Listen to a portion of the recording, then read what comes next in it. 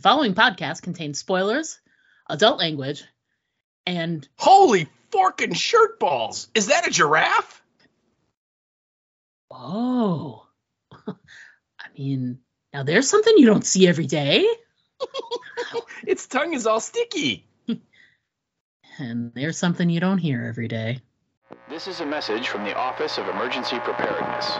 Due to the recent crisis, we ask that you remain in your homes. Do not attempt to communicate or interact with the creatures, even if they are people you know. Lock your doors. Bar your windows. The dead are coming. It's time for Aim for the Head, an all Walking Dead universe podcast. And now, here are your hosts, Diana and Steve. Hi, and welcome back to Aim for the Head podcast. I'm Diana. And I'm a sticky tongue. No, I'm Steve. Hello. Sticky Steve. This is podcast episode number 281, folks. And this week we're going to be covering the season 1 finale of The Last of Us. Title of the episode is Look for the Light. The finale. I know. I was thinking about it. I'm like, man, did that go by fast. And granted, we did a bunch of doubles to kind of catch up. Yeah. But still it's a short season. Yeah, it was. It was like, really? We're done? Oh, see. I'm mad at the 9 because some people do an 8 and some people do a 10, but nobody does a 9. 9's weird. Yeah. It is weird. It's not it's not an even number. Yeah. I don't know how I feel about it. Anyway, I mean, there's nothing we can do about it. It's over. What can you do? Just talk about it and, prepare for season 2. I know. Talk through our feelings and see how we feel. That's right. So, fortunately, we have St. Patty's Day coming up to kind of get over it. Yeah. I'll drown my sorrows in some green beer. There you go. That should definitely, do the trick. Mm-hmm. So let's chat first, like quick thoughts on the episode. And I believe we discovered you went first last week, so I'll go. I believe you were correct. Yes. Yeah, it's not often I'm correct, but this time, yes. Yes, Miss Driscoll. So yes, Mr. Baldwin. So I really loved this episode. My only complaint was short. It was like the shortest episode of the 9. I think it was only like 40 something minutes. It was only 40 minutes and it flew by. Jeez, I know, right? Yeah. It was crazy. I really loved it.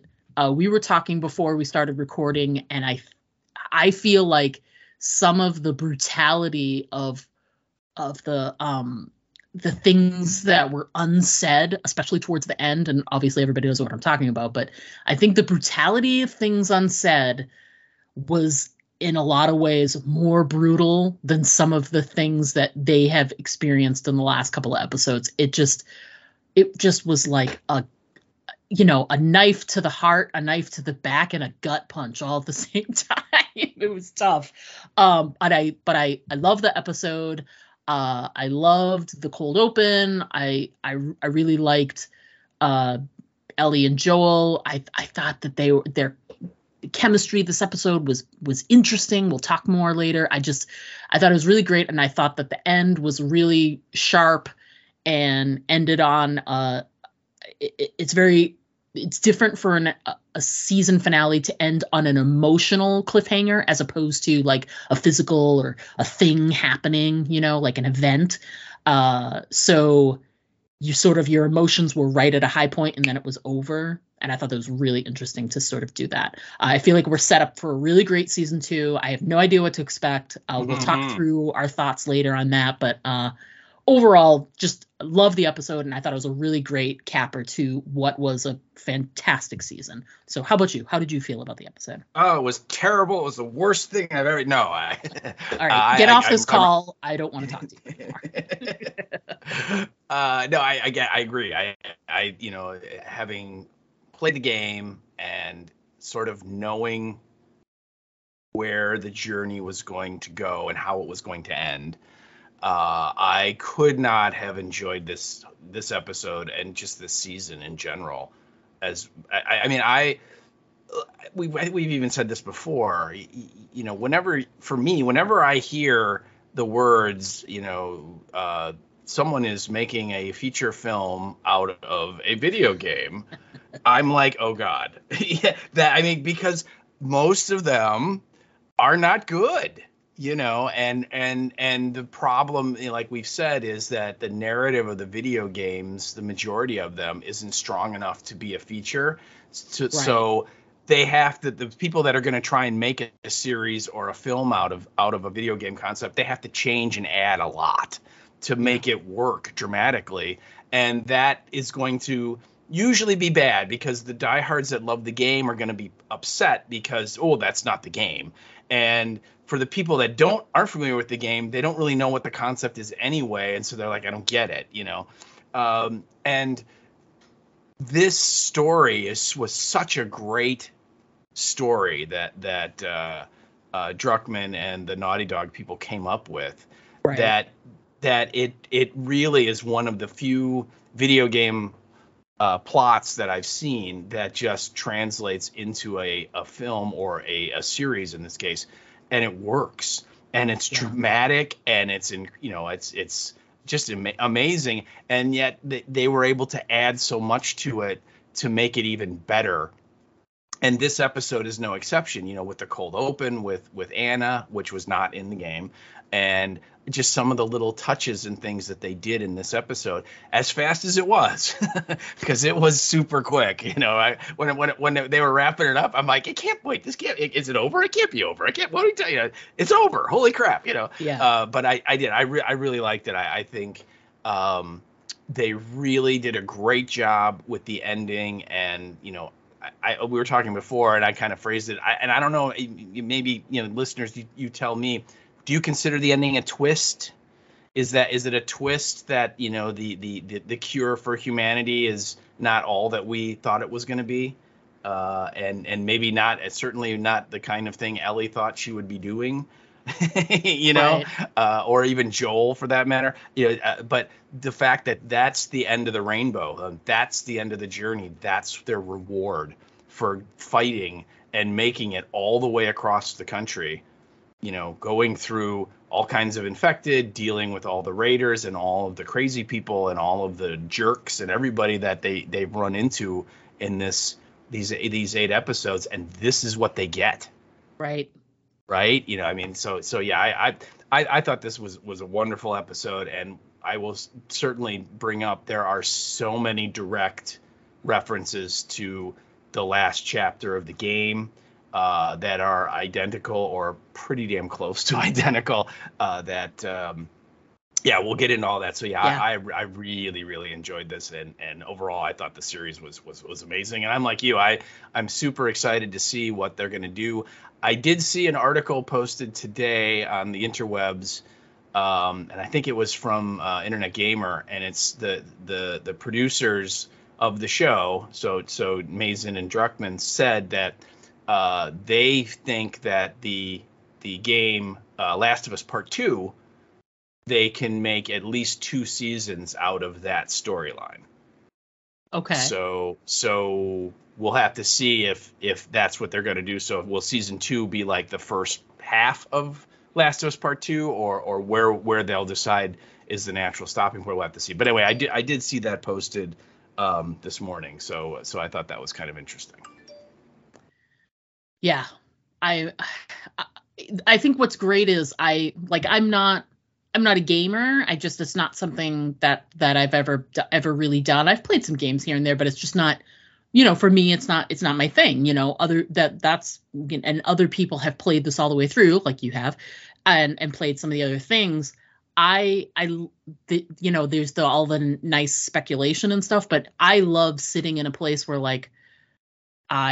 I couldn't tell you what happens next. All I know is, what looks like, clearly they're right at the top of the hill, so one would think they rejoin Tommy's group, but what happens there is anybody's guess, because I think they left on pretty good circumstances, but I don't know if they'll, if staying is in the cards for them. I don't know.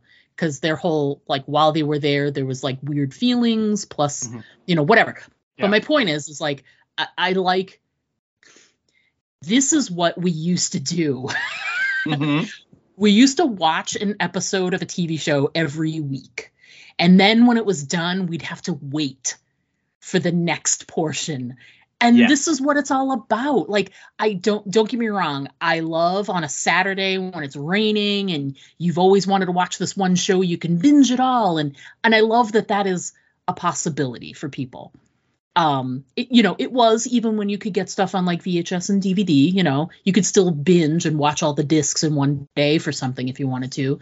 And this is a little bit more immediate. You can do it from your bed. You can watch it on your phone. You can stream it to your TV. Like, there's so many new ways with which to do that.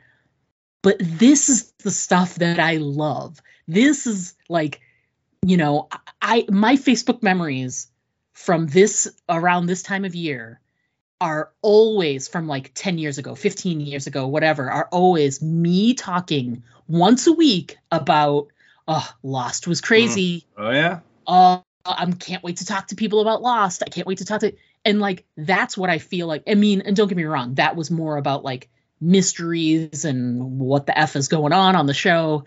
This has less of that feeling, but I feel like shows that are on once a week that still do that, that's the water cooler aspect that everybody wants. Like, if you're not interested in that and you're just going to wait until it's all done and binge it because that's what you want to do, then do that. But I love this. I love the build, the week to week to week, and then it's done. Yeah. And now it's like, now what do? You've got this, you're filled with all these emotions about this show, and then it's probably going to be about a year before we see anything. At least, right? And that may just be like a teaser trailer. You know what I mean? It may not even be anything to do with the show itself. So I love this. This is my favorite part, is the whole week to week, wait for the next thing. You just can't wait. And then the anticipation before it starts. It's just great. I miss that. Remember when we used to like get together and watch TV shows? It was actual appointment television. That's the stuff that I love. And I'm so glad that this is another show. They like broke all of their records that they had previously had. This was, and this is one of the few shows that they had on HBO that increased viewership in such a large percentage every week to week to week to week. It got bigger and bigger and bigger and bigger. And they previously, the numbers they had before were for House of Dragon, and this blew them away. And the total viewership of the whole season just went far and beyond House of the Dragon. And I'm not surprised. It's just done so well. It's just done so well. All right, we've got a million things to talk about, and we've just been jibber jabbering about how much we loved it without really talking details.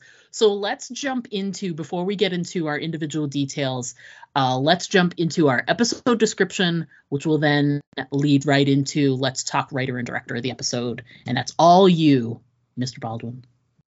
All right, so now that the gibbering and the jabbering are taking a backseat, yes, the business of the podcast must commence. Yes, it must. So this is, again, episode 1.9 of The Last of Us, entitled Look for the Light, which, of course, is a reference to the Fireflies logo, slogan, whatever. Mm-hmm. And the description we have is as follows. A pregnant Anna places her trust in a lifelong friend. Later, Joel and Ellie near the end of their journey. That is your brief episode description. Yeah, it sure is. Oh my goodness. So our writer and director are exactly the same as last week. Exactly, mostly the same, in that it's both Craig Mazin and Neil Druckmann. Yeah. Maybe they were the same. Did they both write last week? I didn't remember. I thought it was just Druckmann wrote last week's. But you may be right. You may be right. I'm sorry.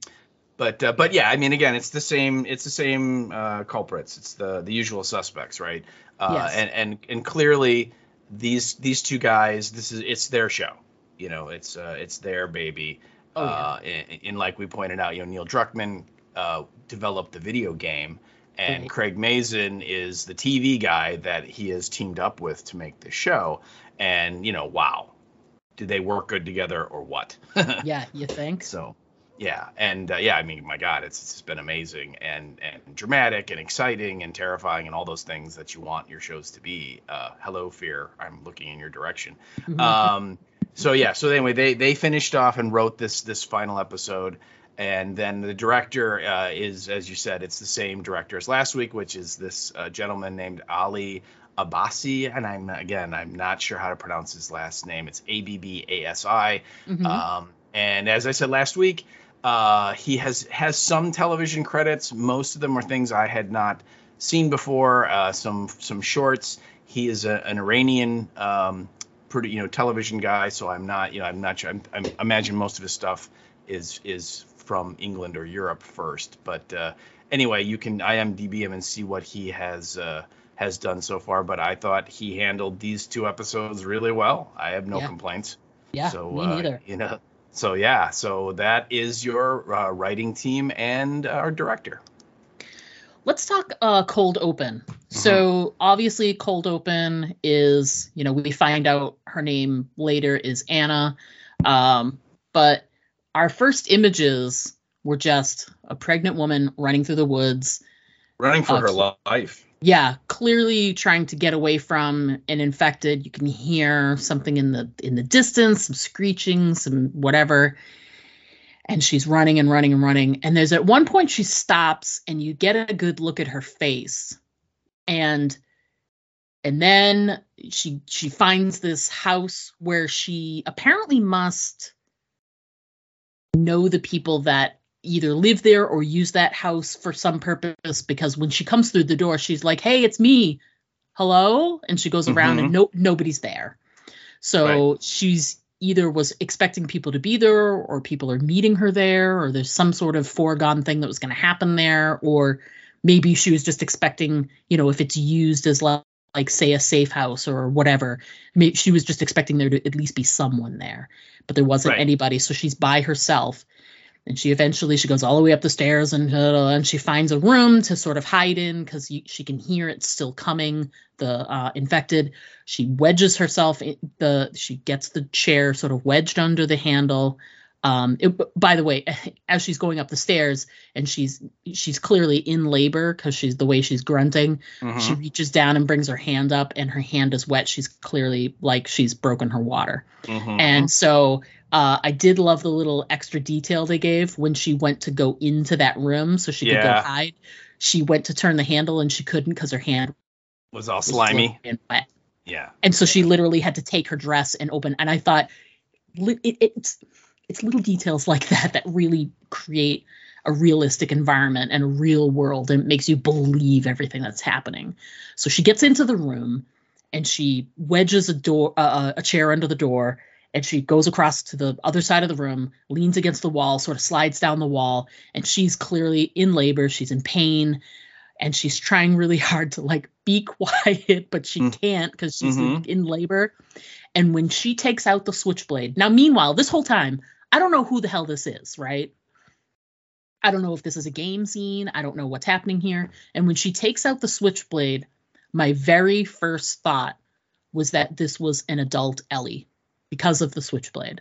And she really, really resembled Bella Ramsey, like the girl that they cast, who I know she's the voice of Ellie in the game now. Yes. But when I saw who she was, like the way her face was, the structure, I was like, whoever this is she resembles Bella Ramsey a lot in some of her, like her eyes and whatever. And I was like, could this be some sort of flash forward to, a pregnant Ellie who is trying to have a baby and pass on these, genes of like, that's what my first thought was when I saw the switchblade. I was like, oh my God, this could be Ellie. And then we find out it's not. No, it's not. It's not. No, as soon as she's like, your name's Ellie, I'm like, oh, okay. Well, now that makes more sense. Well, when Marlene showed up and she wasn't like 80. Yeah, exactly. Yeah. and they do, when Marlene does finally arrive, she basically a couple things. When Anna's running through the woods to that ranch house or whatever it is, yep, you can see Boston's in the background. And I was going to ask you, you can see the skyline and everything. And so I'm like, really? If you're that far away, whatever the distance is, 10 miles, is it like that rural with, ranch houses and stuff? See, I watched the second time, and they are like you said, they're about 10, 15 miles or whatever outside of a city. Yeah. No, it's Boston. What'd you say? It's Boston because Marlene says it took them longer to get out of the QZ. And then Anna says, I want you to take my baby and take it with you to Boston and give it to someone to raise and take care of. So the deduction is that major city is supposed to be, the amazing and incomparable Boston.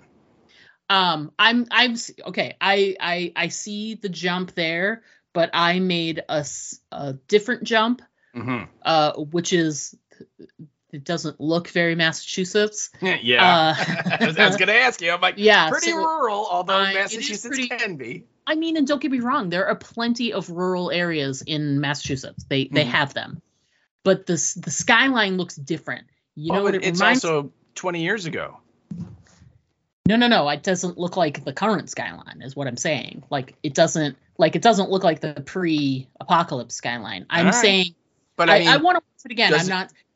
Would it look like the skyline from 2003 though? Because you have to remember that when you go to Boston now, you have 20 some years of them building and changing stuff. Right, but I also know, because I'm 48, what the skyline has looked like my whole life. So there's a handful of buildings that have been there my whole life, and they were not in that skyline. All right. But there were some very, and I'm going someplace, I promise.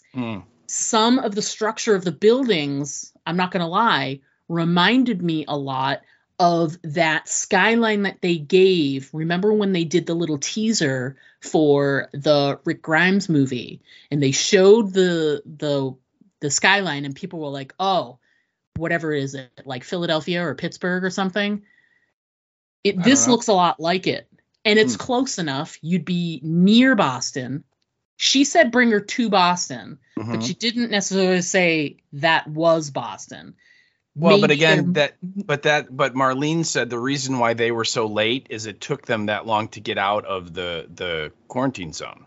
Yeah, but she didn't specify it was Boston. But that's where she's located, though. She is now, but we don't know where she was. I have video game knowledge. Trust me, it's Boston. Okay, it doesn't look like Boston. You said they didn't do this scene in the game. So clearly she travels from QZs to QZs from time to time. Well, people do. Well, what's she doing going to Salt Lake City then? I'm just saying. In an episode where they have already set up the fact that she went all the way across the country to get to a different QZ, I'm saying that Philadelphia is not terribly far from Boston. It didn't look like Boston's skyline to me. And I'm saying that if it is Boston skyline, that's fine. It doesn't look like it to me. If it is Boston, I accept that. I'm saying that they didn't give me enough knowledge to say. Right, you're right. And here's the thing. Ultimately, it doesn't actually even really matter. The point is that whether that is or isn't Boston, Marlene's going to the Boston QZ, whether she's never been there before or that's where her home base is, and that's where Anna wants her to bring Ellie. Marlene has a plan to go to Boston's QZ after this moment, and Anna wants her to bring Ellie with her. So that's that. So that scene, whether she's already been in Boston this whole time or if this is like a brand new thing, that's up for discussion. But this is how we know Ellie made it to Boston, is that Anna gave her baby over to Marlene. Right. I have questions about one thing now, which has nothing to do with the city or the skyline or anything, so we can drop that. But it's Boston. But go ahead. I did. I am curious about how they framed Marlene in this moment, and follow me. They went so far as to do, like previously on Last of Us, right? And they showed all this stuff that had happened all the way up until this point. It was really great, good refresher, and all of that, right? but they made a point of revisiting a moment from, I think it's episode 1, where you see Ellie for the first time. And when Marlene comes in the room, she says, "I'm Marlene from the Boston QZ." So she's supposed to be taking care of Ellie, but that moment in the room is when Marlene and Ellie first meet each other. No, I mean, there are some reasons why that could be, but it confused me. Do you know what I mean? Yeah, this is one thing that they did not necessarily include that is in the game, and it's mostly in the flashback story of Riley and Ellie in the mall. And okay. They talk, because Riley talks about she joined the Fireflies, and she talked with she knows Marlene, and Ellie already knows who Marlene is, and Ellie knows that Marlene knew her mom when before she was born. So yeah, there's more. Ellie has more of a relationship with Marlene, at least it's hinted at, that than we get in the show, in the TV show. okay. And what the game sets up is that they don't show us the flashback sequence here. We don't, the Anna sequence is not in the game at all. Okay. But you understand that Marlene has kind of been watching over Ellie since she was a little kid. Marlene is the one that somehow got her into that school. Right. The Fedra school, which is weird because she's a Firefly. You'd think that would be a bad reference for that Fedra school. Right. They're not going to take her word. Right. But somehow she pulled some strings and got her in, I mean, that kind of thing. It's kind of like not necessarily raising her like a mom. She was more of just like someone that was kind of always keeping an eye on her and, okay, helping her out from a distance from time to time, that kind of a raising. It's not like, Ellie and Marlene, like Ellie was, Marlene raised her from when she was a baby to when she was 14 and then sent her to the school. That's not their relationship. But Ellie knows who she is, has met her before, and knows that not only did Marlene and Anna, did she know Anna, they were like best friends since they were little kids. Right. Which they made that comment in the, yeah. I guess it wouldn't have confused me that much if it hadn't been like, yes, we have in the TV show, we have the scene in the mall where, they do end up talking about Marlene. So she knows who she is. And I guess she's got this, I think it's, I don't know. I feel like I was expecting someone who was given someone's baby on their deathbed, who has had a relationship with her for her whole life. Anna said they've known each other their whole life, so they must have been childhood friends or grew up across, like next door to each other or something like that. Yeah. They went to school together, right? Yeah, something like that. And so I think to hear all of that and to know that she like introduced herself in that moment when like Ellie's 14 and being held in that room, I'm like, it confuses me that someone would be that out of her life. You know what I mean? I don't, and like you were explaining, it's completely possible for someone to be a part of their life without you even knowing. You know what I mean? Like she could be like making sure she does this, making sure she does that, so she stays safe and does whatever. Even saying to Riley, like, oh no, I know that kid, I don't want her to be a part of the Fireflies or blah, blah, blah. You know what I mean? Like, keeping her away from danger and all of that, like, because she promised.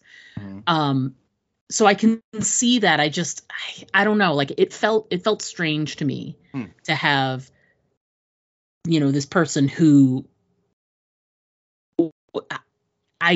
based on everything we'd seen with Marlene and Ellie's interactions so far, I would have never known that Ellie's mom was someone who was as near and dear to Marlene as she was. Yeah. It just felt like incongruous. Right. And here's the thing. In that scene, it felt real. It felt like that was a normal thing to do. It just felt like it hadn't been an earned moment. That's all. That's how I felt. Yeah. I don't know. It's totally valid. The only thing I would suggest is if Marlene, if let's just assume that Anna and Marlene are best friends, and Okay. Marlene has to literally old yeller her, right? Yeah. That might have been too much guilt for Marlene to deal with if she's going to try and be around Ellie.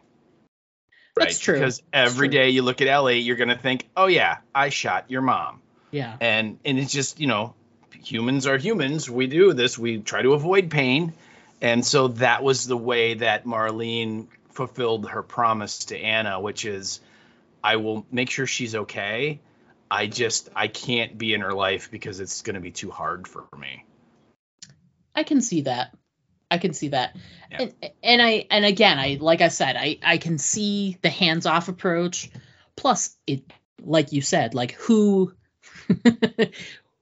was going to allow a Firefly to be a part of a girl's life? She can't really be part of someone's life and still maintain her like hiding out from the troops and blowing stuff up and doing the whole rebellion thing. Yeah, it's just really not conducive to raising a child. Right. So that was another thing too. And I think also if she had done that and raised Ellie, eventually she's going to have the Obi-Wan Kenobi Luke Skywalker conversation, which is, how did my mom die? Yes. Well, so how do you answer that? So again, I think a lot of it is Marlene is totally driven by guilt. That again, she wasn't there to protect Anna, her best friend. And not only that, she had to go, blow her brains out. Right. Right. And then she is saddled with the responsibility, like kind of like Tessa's dying wish to Joel. Anna's dying wish is make sure my kid is safe. Right. And so she's dealing with that the best way she can while also, fighting a rebellion. So that is get the kid somewhere safe that's not with me because I'm not safe to be around with everything that's going on. And I will look out for her when I can and make sure that, I send people into her life that will be able to help her if she needs help. For all we know, she sent, arranged it so Riley and Ellie would be roommates. Not that she thought there would be a emotional connection, and a love connection. It was more of just Riley is a good person that I trust that will look out for you. Because remember, when Ellie gets sent to that officer's office after she beats up that girl, the comment we get is that Ellie didn't do all the fighting. Riley did all the fighting. Yeah. Right. So Ellie would get in trouble with her mouth and Riley would be there to punch her way out of it. And, so maybe that's part of the deal too, right? Maybe Riley was someone that Marlene kind of said, hey, will you keep an eye on this kid? And then, of course, the relationship just naturally happened. We don't know. It's all layers there for you to see if you want to see. So. Exactly. Yeah, exactly. Like open to interpretation kind of thing. Yeah, absolutely. Yeah. How do you feel about the reveal of like it's clear that Anna being bit before she cut that umbilical cord, before Ellie became not a part of her anymore, that has got to have a very huge thing to do with why she's immune. How do you, we were talking about it before we started recording. How do you feel about that as an explanation? Does it work for you? It makes about as much sense as any other amount of gobbledygook they could come up with, Right. So the way that they did it, I thought was great because you really don't get the mouthfuls of Greek salad about it until the end when Marlene is talking to Joel and she's kind of trying to explain that Ellie was exposed when she was just a baby, and that exposure was enough that it allowed her brain to work with the cordyceps to where the cordyceps thinks she's already infected, so it doesn't infect her, or whatever that she said. Yeah. And I'm like, all right, that worked. I mean, that made as much sense as anything else you could come up with that's just pulling it out of the air. But I like the way that opening scene did it without lots of clunky dialogue. It was, Anna fights off the infected woman, and also if you watch it again, you can see where she bites her. Yeah. Which I thought was really cool. Yeah. And so after she fights her off, then she realizes, oh my God, during this fight, I gave birth. Which I thought was really realistic, because she was obviously like straining and pushing to be able to fight. So she was using all of those muscles, and she was pretty close to giving birth anyway. Yeah. And she was getting ready to pop. There was no doubt. But so she does that. So she looks down, sees the baby. Then she looks down at her thigh and sees the bite, and a little bit of blood trickles out. So she knows that the woman broke the skin, so she knows she's infected. And then what does she do? Immediately she grabs the umbilical cord and with that very, very, very sterile switchblade knife cuts the cord, right? And again, keep in mind, this is the switchblade that she just stabbed the infected person with. Yep. But she used it and cuts the cord. So, and it's presented to us as the viewers of these three facts: baby's born, mom's infected, baby's still hooked up to mom via the cords. So it's all one system still, right? Right. And so, again, it's kind of like in the zombie, the Romero universe, where someone gets bit and in the arm. Well, if you hack the arm off quick enough, you might be able to save the infection, right? Like we had seen with several characters on the show, right? Merle and again, a couple of the other ones. I know that Aaron wasn't technically bit, but Lydia was, right? Yeah. And they saved her. Yeah. And the kid from World Beyond, he got bit and they saved. So it's like a thing, right? That if you can catch it quick enough, there's a chance. And so that was the decision with Ellie. And so again, it's all right there of like, oh, maybe that's why she's immune, because she got just a little taste of the cordyceps syrup before the cord got cut, and that was it was enough for her system to build up whatever she needed to build up, but not enough to kill her. Right. Again, who knows? But I didn't have a problem with it. The way you're asking, was that something that did it bother you? Were you like, really, that's the answer? Or No. I wanted it just as a discussion point. We talked about it before we started recording, and I feel like I sort of went on and on about why I liked it and thought it worked, and I didn't remember if I had gotten your side of the story and how you felt about it. So I wanted to make sure you had a chance to sort of say it. I agree. Like, it's, when we were talking before, I said that without any other information, I always sort of figured that something must have happened to Ellie when she was very young, but I just never thought about in utero. Yeah, right. Which of course is entirely possible, because based on her age, obviously she was conceived and born post the fall, by a few years. Right. So birth in utero just never occurred to me. I just always thought, that she had some type of very small exposure at just the right formative time, and it helped create an immunity, whatever that was. And when we were talking before, I sort of likened it to sort of like peanuts. If you're exposed at just the right time, and you can develop an immunity to, like, so you won't have allergies to peanuts. So kind of like that. Like, I sort of explained it in my head as like something must have happened when she was a little kid. Yeah. And I wasn't wrong. It just was like, it was when it was formative. It was just like the ultimate formative experience, which is when you're in the womb. or just recently vacated the womb. Yes. Type thing. But yeah, right. Yeah, I as far as like before seeing this sequence and just going by the game, I honestly, I kind of was operating under the idea that for whatever reason, Ellie's just someone who's immune. that there really wasn't an exposure or something. It was just like with any of the viral apocalypses that we have seen in shows or in stories. There is a very, very small percentage of the population that it just doesn't affect.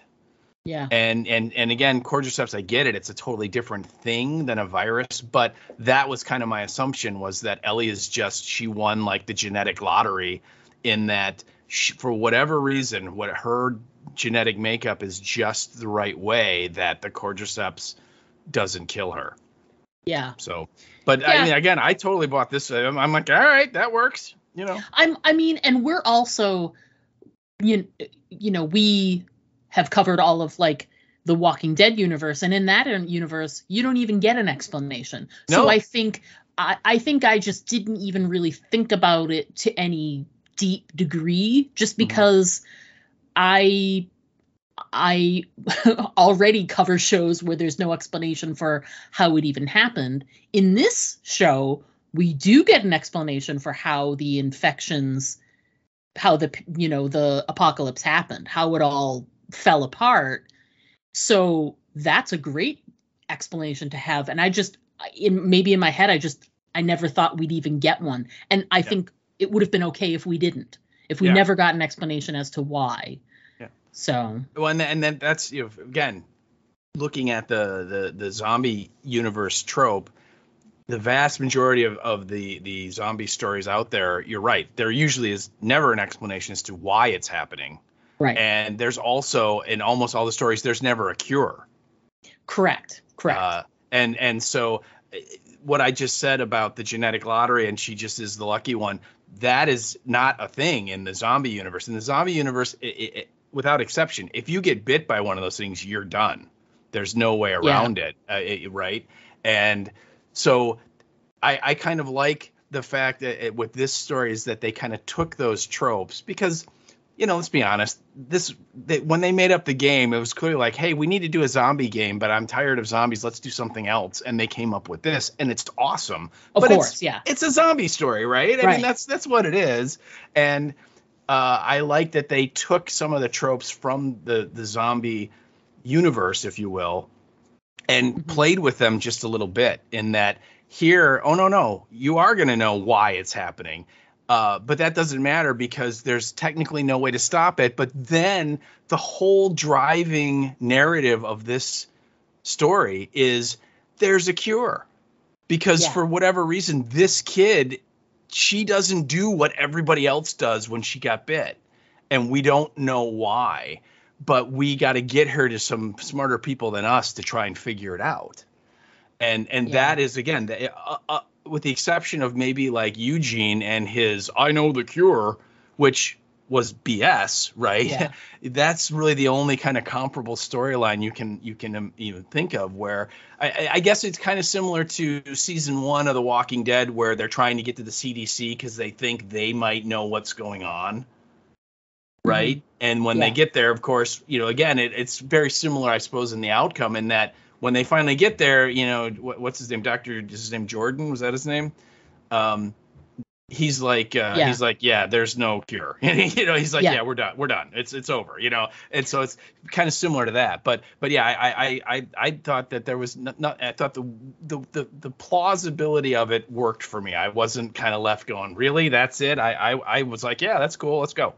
Yeah, it worked. I think overall that's the thing that I felt was it didn't, it added some layers. It didn't take anything away. It mostly, like, to me, I feel like most of what it really added was, because ultimately, I don't think it mattered that we saw how Ellie got her immunity. But I like that we got this added layer of relationship with Anna and with Marlene, and this jump back in time. Those things I think are great. The added bonus of having a little bit more context and getting, like you were saying, stuff we don't normally get in this genre, a little bit of a explanation is pretty cool. So that's we got even more layers than we would normally. So I think if anything, it makes the character of Marlene a lot more interesting and a lot deeper. If you go back and rewatch that first episode when, she is forced to kind of turn this kid over to Joel. Yeah. Right. And just how much more agonizing that decision is, knowing what we know now of the backstory. Right. Because at the time, if you had never heard that story, when you see that, part of me is like, look, what's the problem, lady? You need to get this kid out of town. You can't go because you've been shot. These two people are your only choice. So quit agonizing and just do it. You know what I mean? It's like, get over it. But now looking back, you're like, oh, yeah, Marlene knows the kind of guy Joel is at that point. And she's like, I can't let this kid go with that guy. He's a cold-blooded killer, right? How do I know he isn't going to just, kill her and walk away type thing? Because remember, Joel wanted nothing to do with it, right? And so again, and even more so at the end of this episode, when you find out what's going to happen to Ellie, and it's even, again, Joel's emotionally reacting and like, I want to stop this. I want to stop this. And Marlene is like, no, you're not. And it's clear that it's like wearing on her a lot, because this is, essentially her kid, right? In a way. I mean, this is a child she's been raising in a weird, distant kind of way. And now she has to, her best friend's dying wish was keep my child safe. And now she has to willingly kill that kid. Yeah. Yeah. Yeah. So, yeah, it's... Yeah, we've got more, like, Marlene stuff when we get to those end scenes. We've got a lot of Marlene to talk about. Let's jump into present day, and we pick up with Ellie and Joel continuing on their journey. And I feel like we talked a little bit beforehand when we first started the episode, and I did watch it twice. There's an awkwardness. That is it's so palpable. I feel like, and the way I worded it was, it feels like something's wrong. Joel is trying way too hard.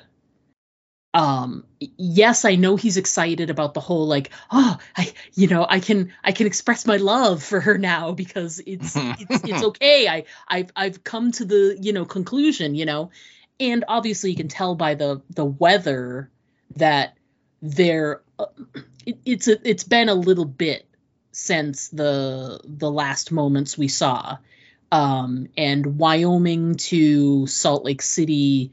You got to figure this probably been at least a week, let's say, but possibly a bit longer than that since the end of episode 8, let's say. But so there's been some time for them to sort of adjust to this whole new world of like, I care about you and I'm expressing it. But he was almost like a nerdy kid trying to like prove to the cheerleader girl that you're so pretty and I like you so much and I can finally tell you like how much I like you.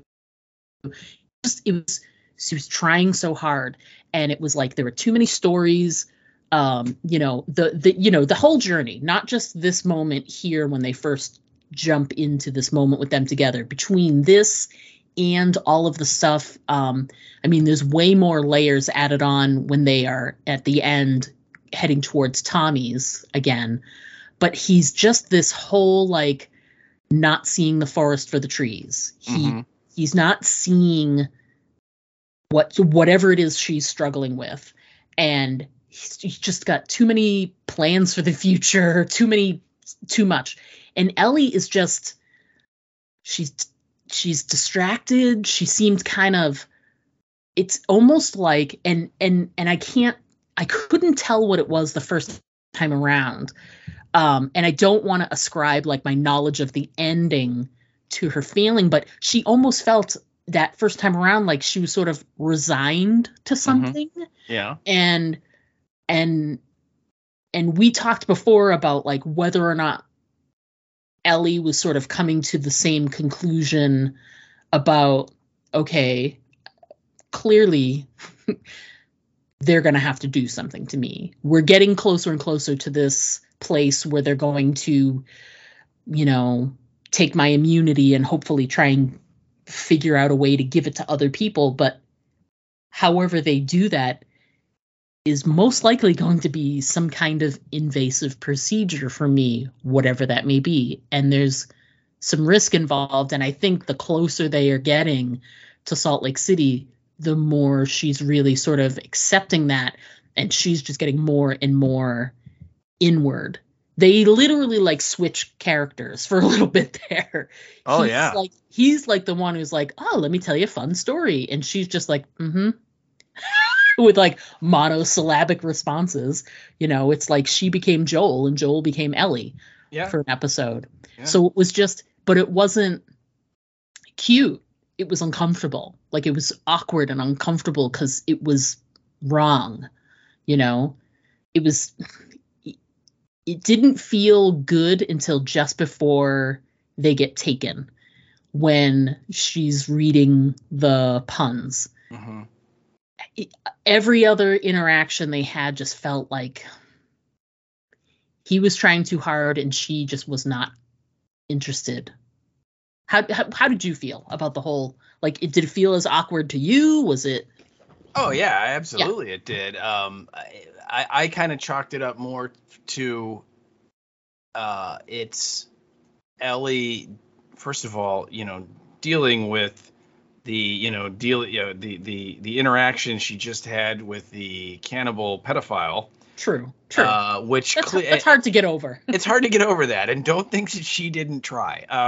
But yeah, I mean, not only did was this guy going to first he was going to kill her, and then he was going to assault her, and then probably eat her.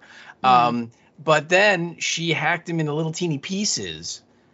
Right. Yep. So, I mean, that's a huge traumatic moment at any point in your life. I can only imagine how bad it would be when you're 14. Right. So she's dealing with that. And then on top of it, I kind of got that they're literally nearing the last page of the book of this story. Yeah. And as far as she understands it, Joel was taking her to Salt Lake City, and that was the end of his mission. Now, granted, their relationship has changed a lot, but she doesn't necessarily know if is he just going to leave? Yeah. Is he going to drop her off and be like, all right, see ya, I'm gone. What's going to happen? And every person in her life, like she said, has left her at one point or another. And now this guy is like, the probably the person that she likes the most in her entire life, the one who has fought for her and come to save her and protected her. And could he be leaving, in another hour if we find the hospital and I have to go run all these tests? And also kind of what you said, what are they going to do to me? What if I'm not allowed to leave the hospital ever again? Right.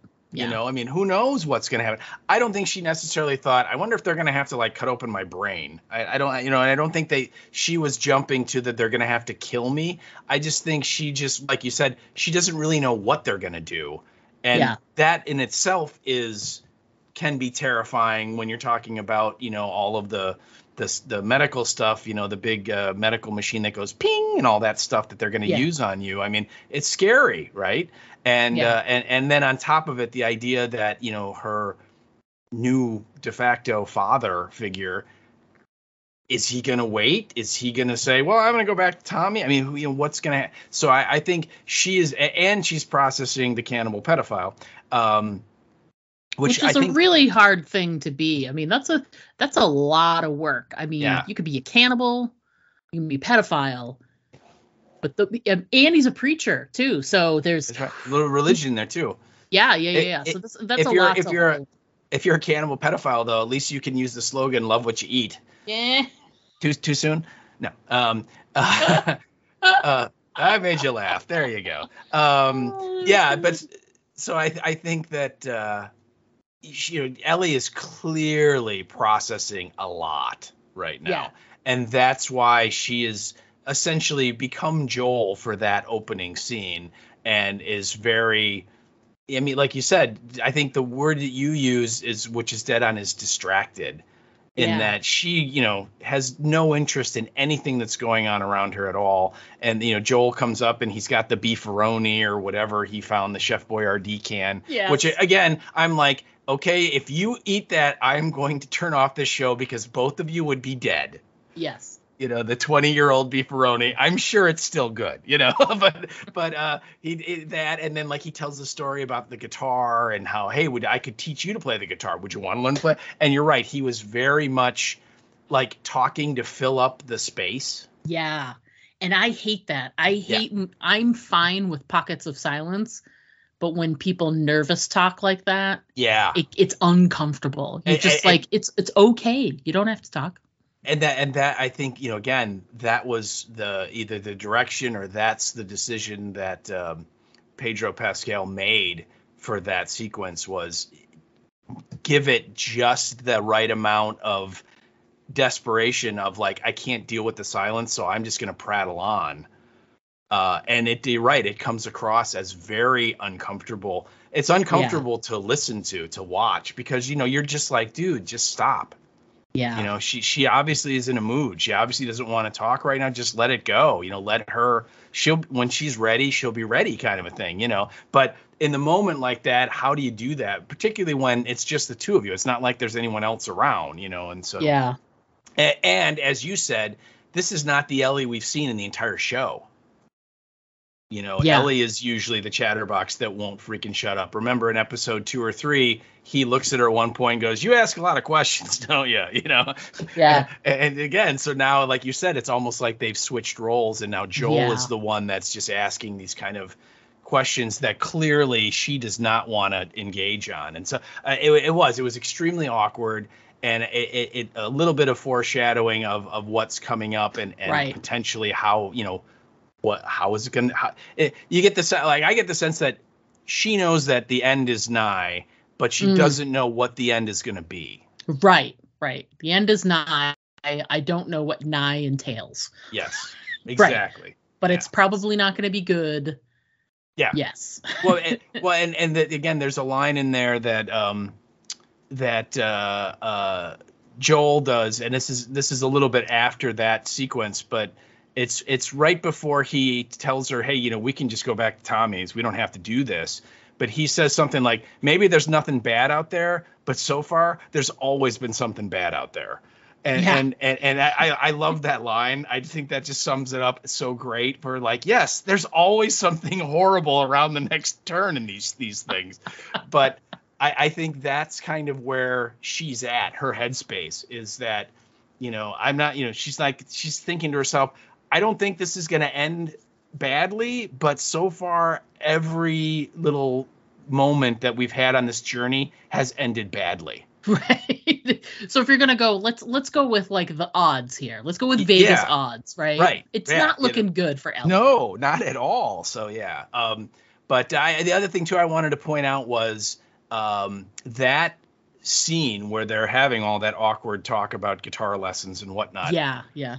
I mean, again, a dead exact lift from the video game, with all the deserted cars. And if you notice, they pass by this camper, and he even says that's where the guitar was, but it was all busted up and so on.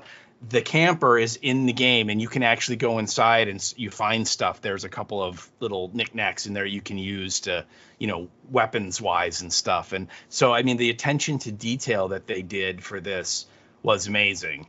It just right from the beginning. And that scene, again, it's not a super crucial scene to the overall show, but it's just the fact that they pulled it over almost exactly was amazing to me.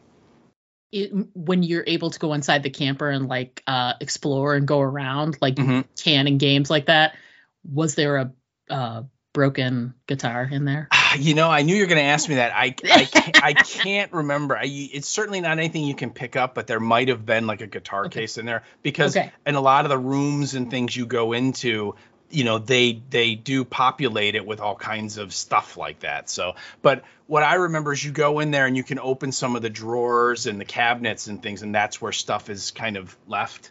And you're like, oh, here's like a health bar, or oh, here's a bunch of like metal bits that you can use to improve your weapons at a later point. Because periodically in the game you find these workbenches, and when you find one, then basically all of your guns and a lot of your equipment, if you have enough of those metal bits and duct tape and other stuff you find, you can like improve your like you start out with a pistol and it's okay, but you can improve it so it holds more bullets, or it has a faster reload time, or it doesn't have as much of a pullback when you pull the trigger, and so it will improve your ability to use it in the game.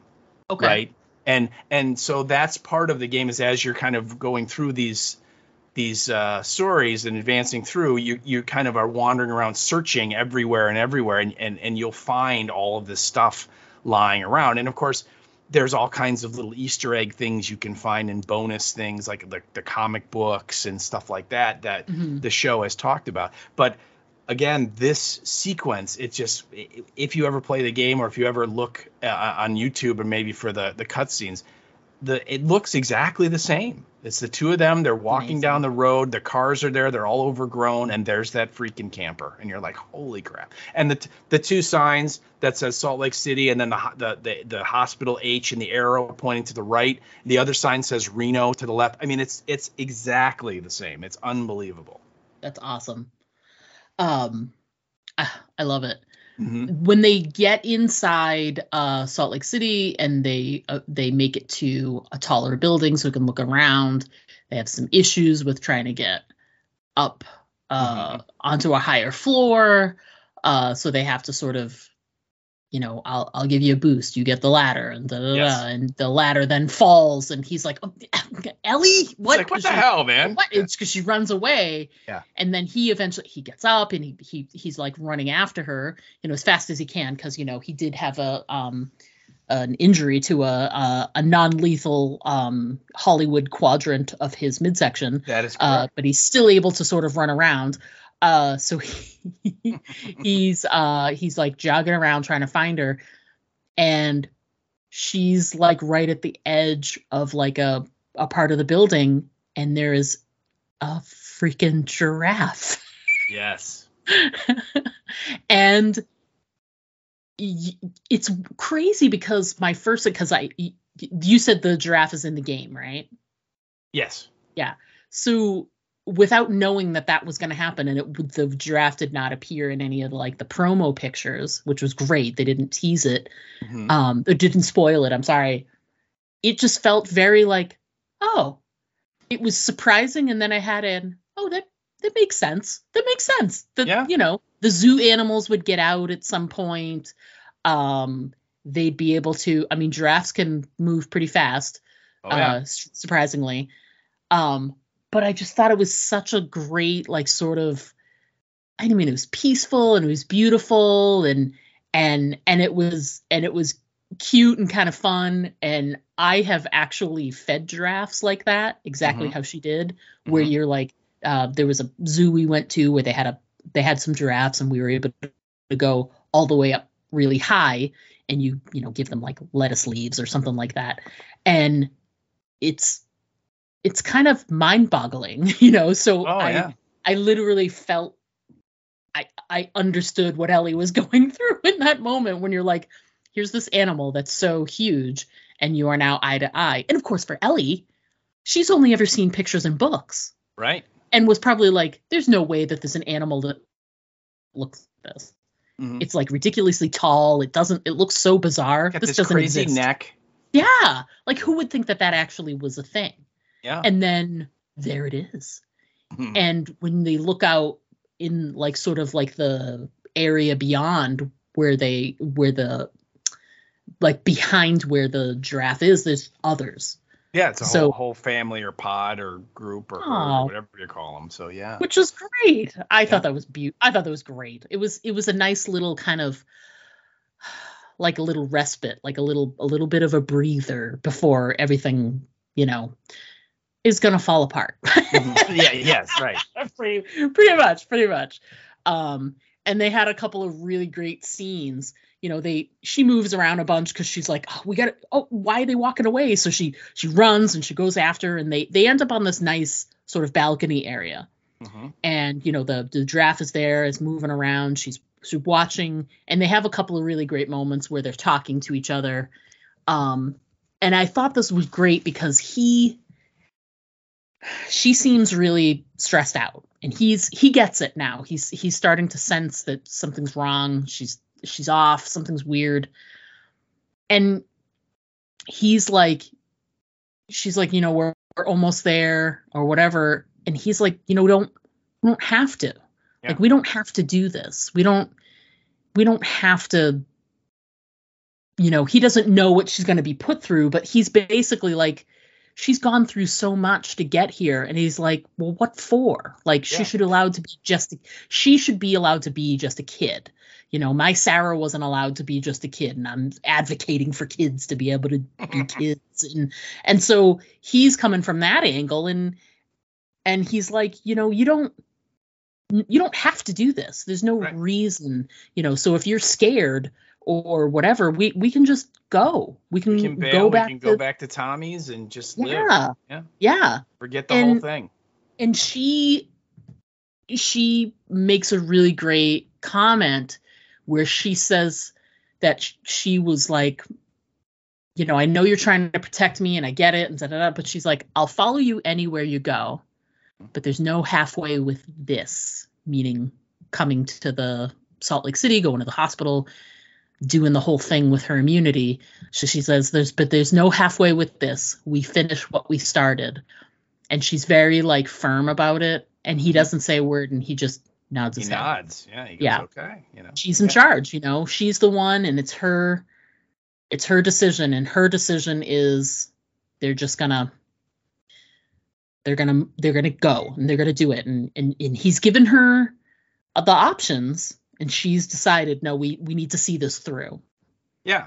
Well, she has, clearly, I think during this journey, I think she's come to realize kind of like, I don't want to use the word destiny, but like kind of what she thinks her purpose in life is, which is something inside of her could be the cure. And she believes it because she's seen herself get bit twice now. Yeah. And both times she's like, yeah, I'm fine.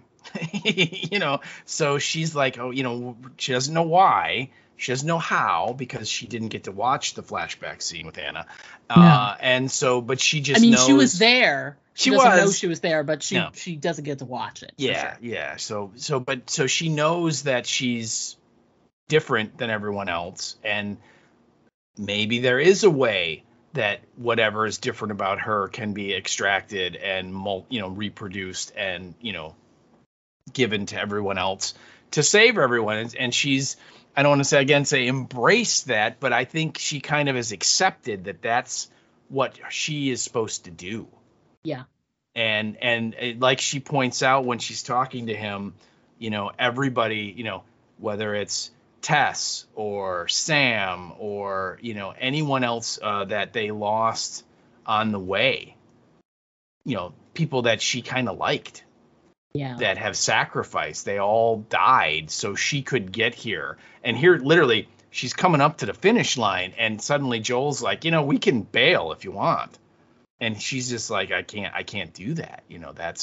I have to kind of see this through, like you said, no half measures. We finish what we started, which makes the end conversation in the car and later on when they're looking down on Tommy's settlement even more awkward when she, is asking Joel, is everything you told me true about, that they're not looking for a cure anymore, and, there are other people that are immune and all that stuff, because she's just like, look, I don't think that's right. Like something about it doesn't ring true. And I know I'm getting a little bit ahead, but anyway, you're right. At this scene, he is totally ready to be like, look, screw these people. We don't owe anyone anything.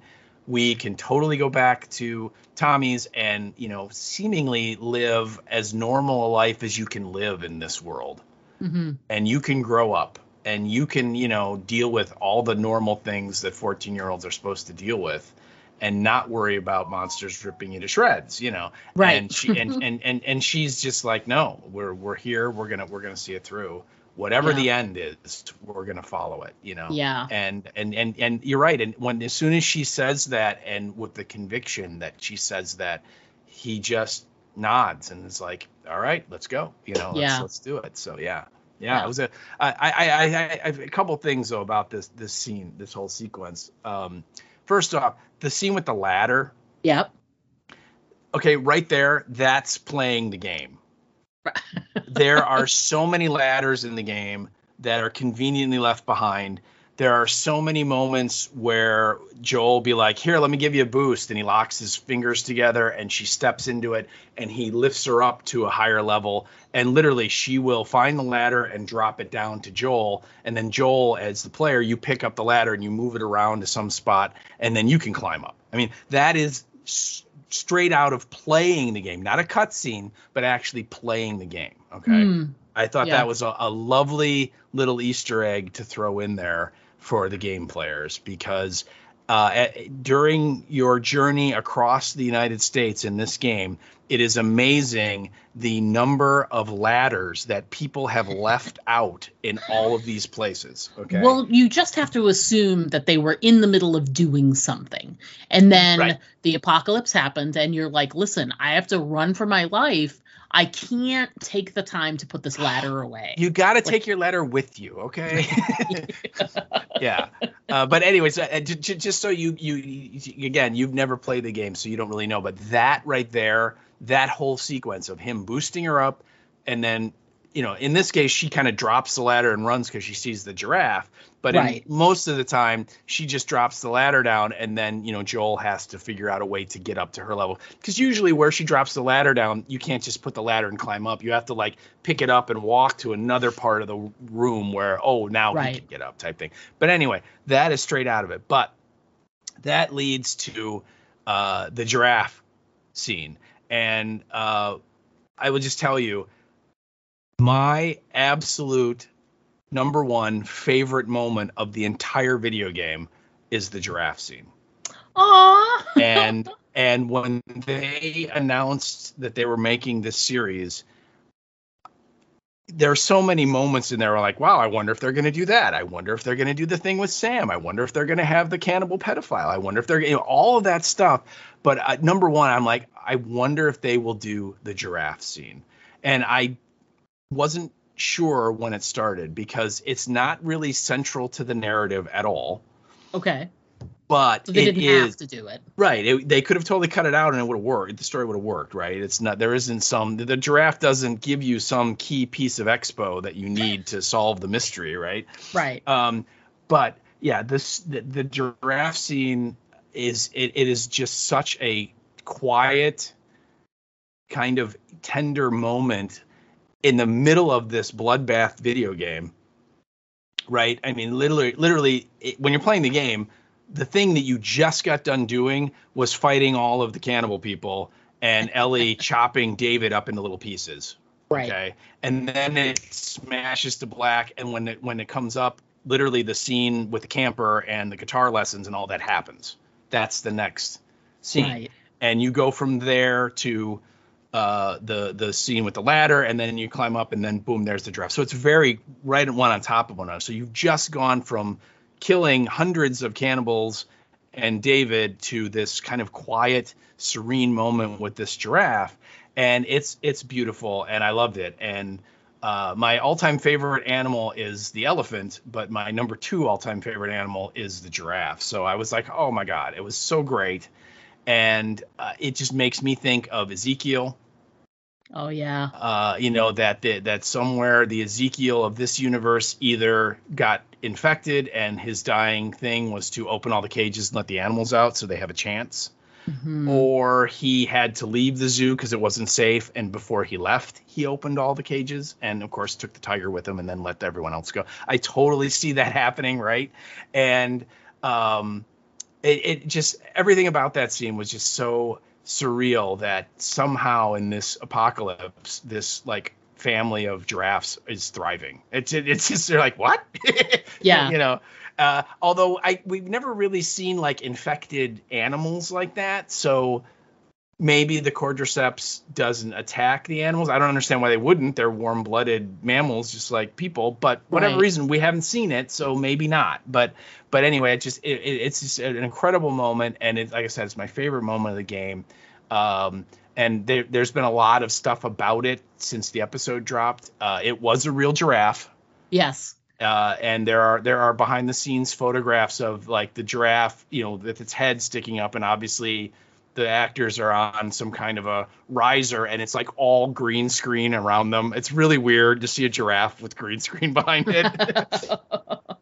But anyway, and I know a lot of people have been commenting about, thank God it wasn't a CGI giraffe, because it would have looked awful. Yeah. And I agreed that the fact that they got a real giraffe made it that much cooler. And in the little featurette at the end of the episode on HBO Max, Bella Ramsey talks about how amazing that scene was, and getting to actually feed the giraffe and kind of pet it and so on was just a very, for her, just a normal, not normal, but a 19-year-old kid in our world without the end of the world happening. It was an incredible thing to get up that close to that thing. So I love the giraffe. I love that scene. And I was beyond, as soon as she like started lowering the ladder and said, "Oh my God," and dropped it and ran away, I was clapping, like, yay, because I knew it was. You knew what she was running after. Yes, and I was like, I can't. This is so great, because I can't believe they put it in there, and it was amazeballs. It was super cool. And then you're right. The conversation that the two of them have on that like balcony or deck or wherever they go out to, where they're overlooking kind of that open courtyard or whatever, and it's all overgrown, and you see all the giraffes kind of moving away, and there are little baby giraffes in there too. It's not just adults, it's a whole family, right? And they have that kind of, I don't want to say it's a come to Jesus moment, but it's a sort of let's sort out the laundry kind of moment of what we're doing here. And kind of what you said before, that in that first scene the roles have kind of switched, and Joel is the talkie, and Ellie is the real kind of quiet, solemn to myself person. Yeah. And it kind of continues in this scene, in that Joel's not making the decisions now. Yeah. She's going to make that decision. Yeah. And so I love that sequence. And the giraffe was just the icing on the cake. Because like I said, that out of all the cool things you get to do in the game, all the things you get to blow up, all the things you get to shoot, you get to burn, you get to smoke, whatever, the giraffe was my favorite. That's amazing. Well, I do have to say, if people are ever interested in doing exactly that, I just want to say that it's the place we did this was the Binder Park Zoo, Binder, and it's in Battle Creek, Michigan. Okay. And we were on vacation, and we were like, oh, let's go to this zoo. And it's more of like a wildlife refuge, and they had this big wide open area that had like zebras and other things, like more like what you would consider, like animals that graze together or whatever. Yeah. And so it is super cool. And they have these giraffes, and they have this area that you can walk all the way up to, and it's like a little like area up above, and you just, there's a woman up there that you just give her like $5 and she gives you a bucket full of lettuce, and you feed the giraffes. And we did that, and it was amazing. It was amazing. They're such cool animals because they're so different. Yeah, there's just like nothing that looks like them in the world. It's amazing. Yeah. So there you go, people. Binder Park Zoo in Battle Creek, Michigan. I'm sure there are other places that do that, but if you're in the upper Midwest, that's your choice. There you go. And it was the zoo itself was awesome. We loved it. Book your arrangements now, and just in the corner box, type in Diana D, and we'll get the kickback. So yeah. I mean, and it's Battle Creek, which means you can go to the Kellogg's factory and everything too. Whoa. So I'm just saying. Yeah. So, so after they have that moment, they sort of have, they didn't say it out loud, but they mentally planned out, we're going to go, A, B, and C, and head to the hospital that way or whatever. They get down to the ground floor, they start walking through, and then they have another really great conversation where, you know, Ellie reveals that she doesn't do that. She does that at the end. Yeah. At the end, she does the thing about Riley, but she they go down and they go into this abandoned army camp. Yeah. With all of the tents, and there are some, you know, a couple of Hummers and military vehicles and lots of, you can see that it's not Fedra, that it's got a lot of Army and Red Cross symbols and stuff on it. Yeah. And it's all in tatters. And also, I should say, absolutely 100% straight out of the game. Where, you know, you walk through the whole thing, and very, very similar. And she kind of asks what it is, and he says, no, this was an army. She thinks it might be Fedra, and he's like, no, it was army, because when the outbreak first started, they set up these kind of treatment camps before they really knew what was going on, and the fact that there is no way to treat it and so on. This was kind of like the automatic first response kind of a thing. And he says that he went to one, and then she brings up, oh, so they stitched up your head from that guy that missed you. And then she starts trying to she kind of is reverting a little bit more to old Ellie, in that she goes, oh, I bet the army guys could stitch you up way better than I did. And he just out of nowhere goes, it was me, he says, you know, I was the guy who shot and missed. And that opens up a whole amazing conversation about, you know, and again, it's just, you know, Joel feels comfortable enough to finally be able to talk about this stuff, which is great. Yeah. And, you know, again, as soon as she says that, it's great, because Ellie kind of goes, oh, and then she sits down next to him like, okay, go ahead. Yeah. But clearly this is a sit down and chat moment. You don't keep strolling when you talk about, I tried to kill myself. Right. And oh my God, what a scene. Just wonderful. I mean, he describes the whole thing, that he just was, you know, he didn't see the point. He'd lost Sarah. Yeah. And when he said not like a big story. He's like, Sarah was gone, and I just didn't see the point of going on anymore. Yeah. And I like that. That was when do you ever get that in a TV show or whatever? Yeah, and a story like that, where they're like, well, I was thinking about when I was a child, and I had, you know, the you know, the trauma of the, you know, this, that, and the other, you know, which is fine. That's fine in a storyline, but we got the exact opposite. He's like, this is what it was. It is what it is. I lost my daughter. I didn't see the point in going on. Yeah. I tried to kill myself. Well, and with everything that was going around too. Yeah. You know, it certainly looked like the world was ending anyway. Right. So what's the point of sticking around? Right. And he even says, like, you know, I was totally ready. Yeah. You know, I was no reservations at all. And then he says, for whatever reason, he flinches just before, which is very common from what I've read and heard experts say, that when you do try and shoot yourself in the head like that, even people that successfully do it, there is a lot of flinching, because it's obviously a really hard thing to do, you know? Yeah, exactly. Yeah. They've got this great moment.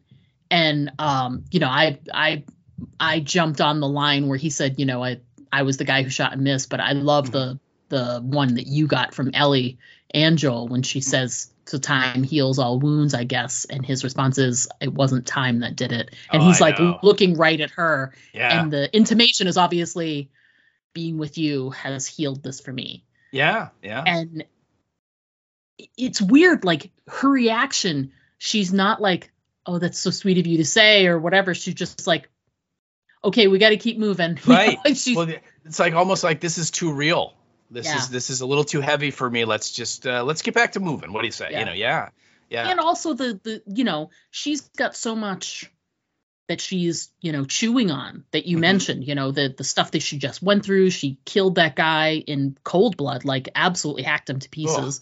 He deserved it, but still, that's still something to work through. And she came very close to dying, being. He deserved it, but did he deserve it that much? Right. We could talk about that. But, you know, she, like you were saying, she's got a long list of things that she's working through. Right. And on that list of things, the guilt, there's a certain amount of guiltiness to it, that here's this guy that was just moving along in life. And I mean, sure, he was having problems moving on emotionally from some trauma in his life, But the reason he's able to move on is because of his relationship with me. Well, I'm not feeling very good about like what's going to happen in the future. So is being around me and being close to me going to ruin him again? Yeah. Like, am I going to be responsible for that? So that's just not only is she like dealing with too many things and it's sort of like an emotional overload moment. That's how it feels to me. But she's also like, okay, well, add this to the list of things I'm feeling like nervous and anxious about. I've got this guy who I do care about a lot, who has come to grips with the fact that he, cares about me too. And it's helping him move on from his daughter. But what happens if something happens to me? Oh my God. Right. Yeah. Yeah.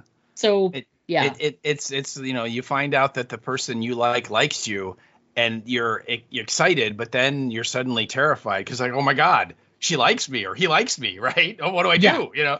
So how do I and again with her and her abandonment issues, I'm sure adding to the pile of things she's processing is what do I do to make sure I don't ruin this?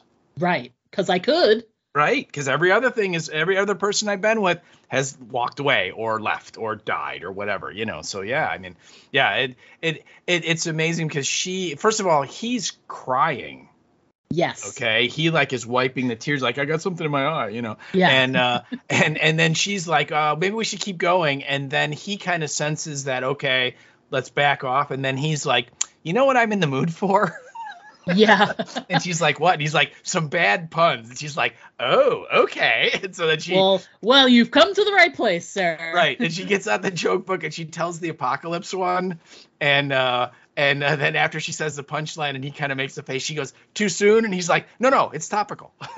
Yeah. And it's true. It is. It is. It's totally true. Yeah. And so they go through a couple of them. And I thought it was really great the way that the director framed it, in that the two of them are walking towards the camera and they're kind of laughing and they're very relaxed. And behind them, about 20 yards away, you see these 2 or 3 guys armed to the teeth are coming up behind him. And you see the one of them pull the pin on the flashbang and toss it. Yep.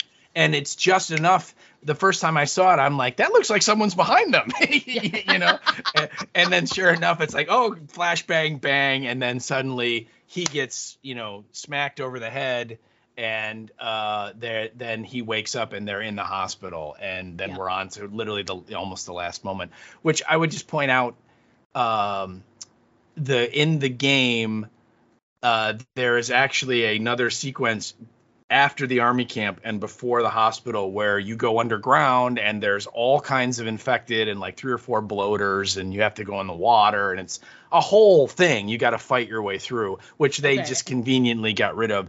I thought it was interesting that the only infected person in the whole story besides Ellie is the infected woman at the very beginning that bites Anna. Yeah.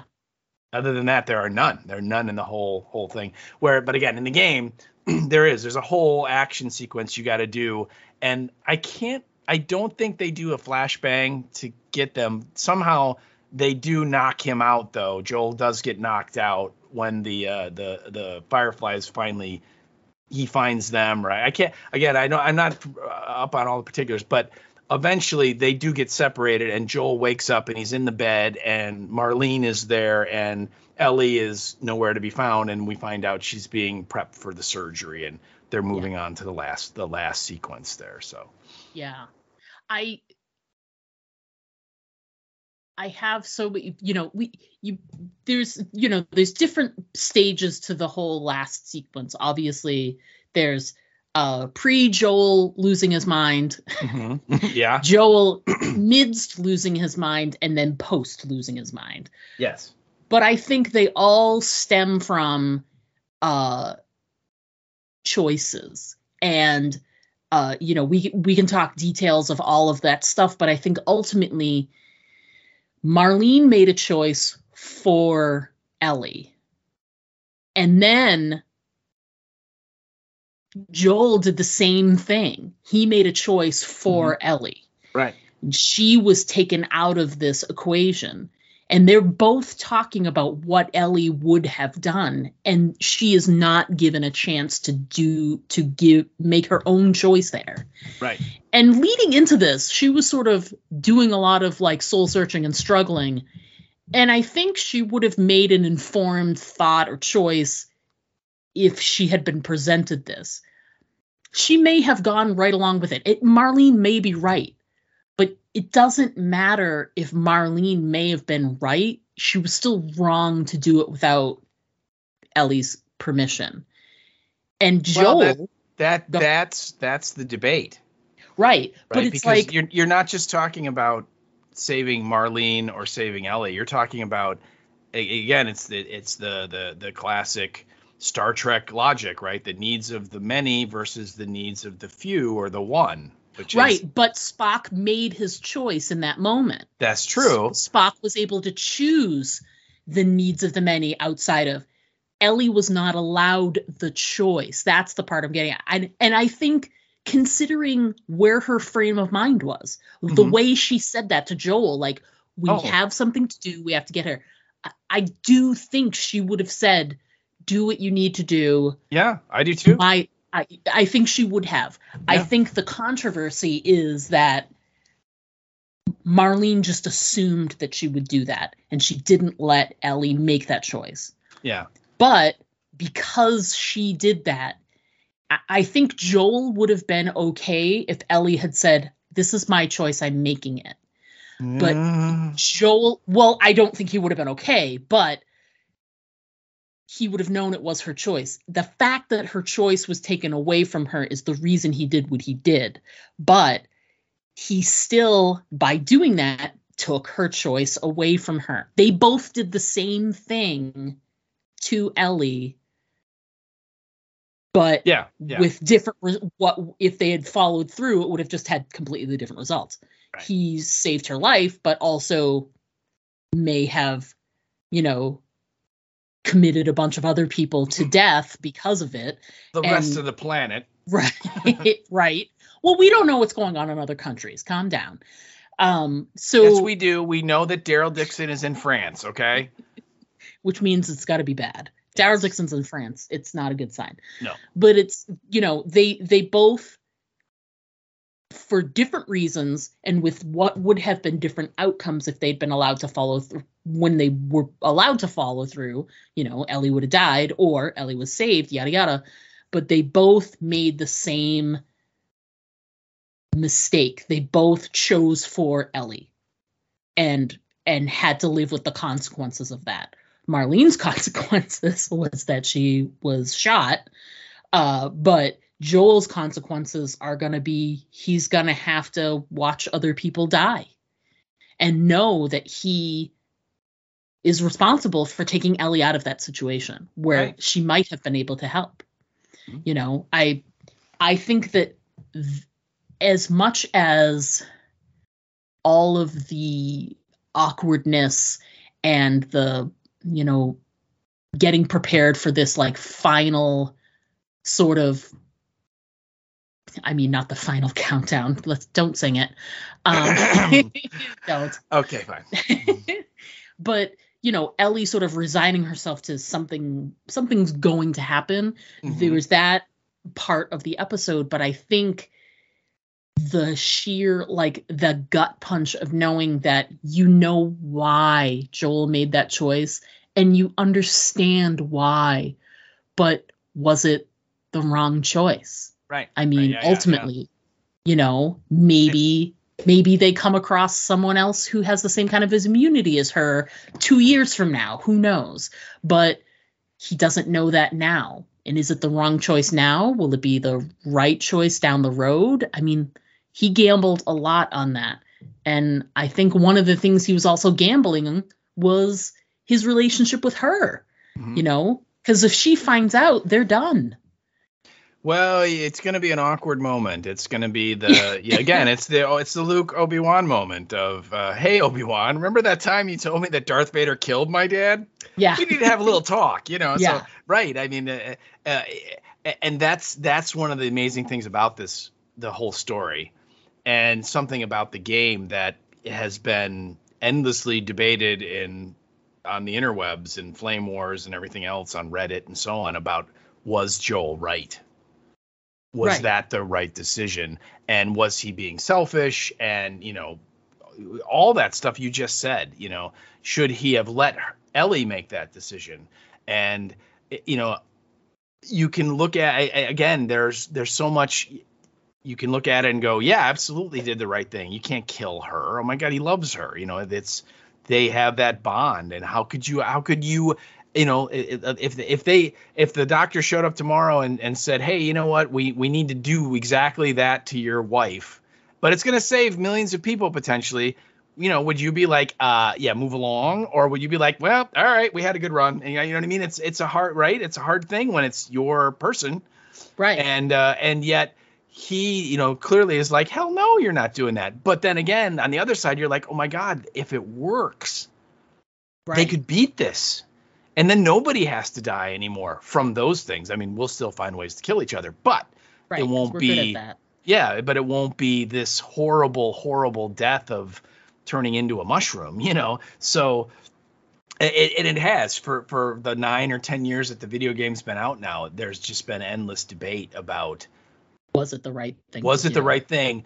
But I think in the little featurette, Craig Mazin touches on it a little bit at the end, where he kind of says, we totally know why Joel does what he does.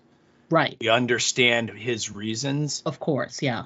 But whether or not those were the right thing to do is open to interpretation and debate. And that's what makes the story so great. And I like, too, that I don't know that it doesn't feel like they made a decision on what was the right or wrong thing to do. They entirely presented this whole situation to the watcher, and it is up to you. Yes. To decide. Yep, it is, I agree. It is how you feel. And I think that that's brilliant. There's so many times with either music and leading people into the right decision, you know what I mean? There's so many times where a TV show or a movie sort of tells you what you're supposed to be feeling in that moment, Right. And we've been there, they lead you down that path. But I think they gave you all of the information you could possibly have about these people in that moment and present everything unvarnished and without comment. And it's up to you to figure it out, like to decide what would you do? Right.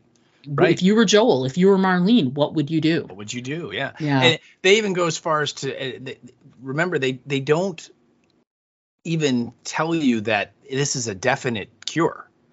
It's just this particular doctor thinks that if he can get in there and he can, harvest some of her cordyceps or whatever, he can reprocess those little messenger things he talked about and come up with some kind of, synthetic version of it, or reproduce it in enough that you could inject it into other people and so on. Right. But again, it's all theoretical. So it's there's not, no guarantees. It's not even like Marlene's like, we know exactly what we need to do. It's totally going to work. We just need the raw material in Ellie's brain to do it. It's like, we think we have an idea of how it might work, but we have to start with her and, cut her open and take out her brain to try and see. Right. So you're right. I mean, on every level, on every side, I should say, it's not, it's not absolute. Joel wasn't absolutely right. Marlene wasn't absolutely right. They both have good points to consider, but it's totally up to you or me or whoever is watching to decide, did he do the right thing? And isn't that the best sort of drama to give to you? Absolutely. Isn't that to create a situation of conflict like this and not make a choice and leave it up to you, and then have people debate it, have people decide, I've been thinking and I don't know, like if I were in that situation, what would I do? I don't know, it's hard to say. I see the right, I see the right and the wrong with both of them. Yeah. Well, what's great to me, what I really like about it is that it, like, much like the world we live in, it's totally gray. Yes. And that there is no, it's not black and white. There is not a definite good guy and a bad guy. There's just gray. It's just like the monkey said, it's all only shades of gray. That's it. Yeah. So I think too, and just going through some of my points, I think too that there's like sort of a 3-stage moment too with Ellie. Mm-hmm. I don't think she believed him in the car. Oh no. And she didn't know what to do with that. And she sort of turns over because she's upset Marlene is gone, who's her last connection to Riley, really. Yeah. Or her mom. Yeah. So she doesn't believe him in the car. And then when they, make it further away, she's looking at that cut on her arm, which is where they had her hooked up to the machine for getting like, what's it called? Putting her to sleep. An IV. Yeah, the IV drugs there. And all that. Yeah. Mm-hmm. Yeah. So she's sort of looking at that and wondering about that.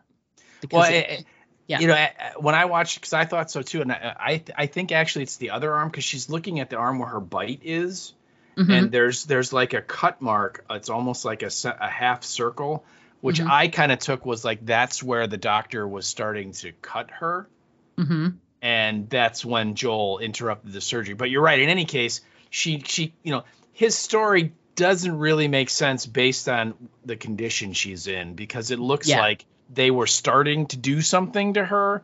Yeah. And, again, like she points out, where are my clothes? Right. Cause she's in like that hospital gown with your butt hanging out the back. Yeah. And his kind of, oh yeah, the hospital got hit by raiders. And like, I just barely got you out of it.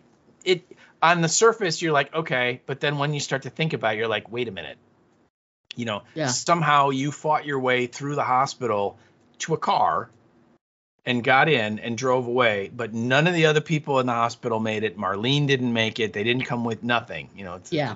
It's weird. And you're right. I agree. She doesn't buy it, I don't think. At the beginning, she's kind of still in and out from the drugs, so maybe she's not really processing. But at the end, that last thing, clearly knows. Oh, yeah. He is without not question. Being truthful. Yeah, absolutely. I think, too, I think from the get-go, she's off balance because she is coming out of being drugged. But he even, to calm her down, he says, you're okay. You're kind of out of it. It's the drugs. And she's immediately like, what drugs? Yeah. What happened? Right. Because what happened was, they brought her to a room or whatever, and they gave her drugs. They stuck her. Yeah. Which is just what they do. That's exactly what Fedra does when they get rid of someone who's infected. They give them some drugs saying, hey, we're going to give you some medicine to help you feel better. And it's, vitamins, and you'll be fine. But in her instance, they're going to put her under the knife or whatever. Yeah. So I think the fact that she even was drugged is throwing her off. Yeah. Why is that? And why was it? He said tests, but it's like, what kind of tests do you do where they put you under? Where you gotta knock you out. Yeah, and they put you in a gown. Usually doesn't happen. Right. Yeah, you really get the sense that Marlene and the Fireflies were totally hedging their bets of, we're not going to tell this little kid anything about what we're going to do.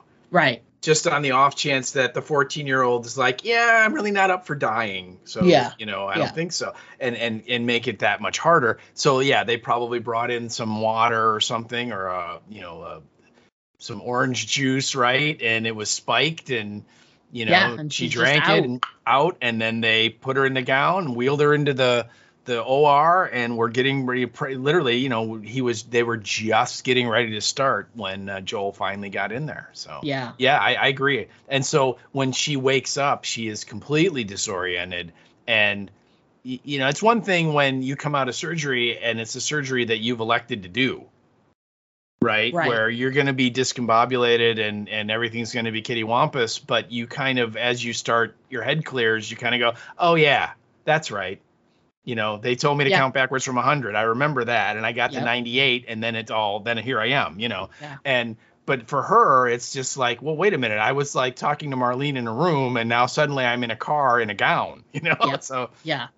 yeah, absolutely. It's totally disorienting to come out of like being under like that. I've only done it once, and it was very bizarre. You were like, I actually cried because I felt like I'd missed what I just, you know what I mean? Like I didn't really want to be awake, but I was like, I felt like I'd missed what had just happened. So it was like, so it's this weird feeling. You just feel kind of disconnected and like something happened, almost like you were, I can't imagine what it must be like if you wake up from a coma, like the amount of time that's been lost. But you feel like you skipped time, like you missed out on something. You missed out on time. And it was just this really weird, empty feeling waking up after being under like that. Yeah. It was very bizarre. And I think, so the 3 stages, she's in the car, she looks at the cut, whatever she's, whatever she's thinking about that. And she's just not feeling like that story makes any sense. So she confronts him on it. And she starts by telling him how important people are in her life, because she's only had a few people in her life that were important, and she has lost them all. Yep. And she lists them. She tells the story about having to put Riley down. Yeah. And we sort of knew that was what happened, but she voices it. And she tells the story, and then she brings up Tess. So then that's an emotional roadblock for him as well. So he's like, oh, what? And she's like, she asks if the story about the fireflies is true. Right. Do you swear it? And he says, I swear. And she chews on it for a good 5 seconds and thinks about it. And then she just says, okay. And that's the end of the episode. That's the end of it. Yeah. And I got to tell you, that's how the game ends. Exactly. Is it really? Oh, yes. That's so awesome. Yes. We kind of skipped over the shootout in the hospital. Yeah. The amazing shootout. Which that's kind of like a truncated version of the actually playing the game. The big difference is that as Joel, by that point, you've acquired a whole cornucopia of weapons, and you have he must have an arsenal at this point. Yeah. And you have all of them, so you can use the M16s or the AR-14s or I think the first gun he picks up is an M14, a really old wooden machine gun that the Army used to use back in the 60s. But you can use those, but you can also use your own stuff, and again, it's a whole army of Firefly guys that you have to shoot and kill. For instance, in one time I played the game, I used my flamethrower and burned them all up, if you will. So you can. It's fun, and it's there isn't quite the guy surrendering and Joel just kills him anyway. That was sort of a dramatic moment that I thought was amazing to see. That like you said, that as far as Joel's concerned, all these people have punched their death warrants. Yeah, as soon as none of them deserve to live. Yeah, as soon as they said we're going to kill Ellie, even though it's for the greater good, even though he's like, I don't care, you try and hurt my kid, I'm going to kill you, right? Yeah, it's the exact same reaction he had to those to the cannibal people when he was questioning them. Yeah, it didn't matter that he gave the information. It didn't matter that they did everything they were told. They had something to do with her being taken. They no longer deserved to live. That's right. Yeah. They're the line from The Crow. They're already dead. They just don't know it yet. Right. Yeah. And so you fight your way through, and again, exact scene from the game. You go into the OR as Joel. That's the doctor and the 3 nurses, and the doctor will basically say, you can't come in here, and he'll pick up the scalpel, and you can, if you don't shoot him, he will stab you. So you do have to kill him.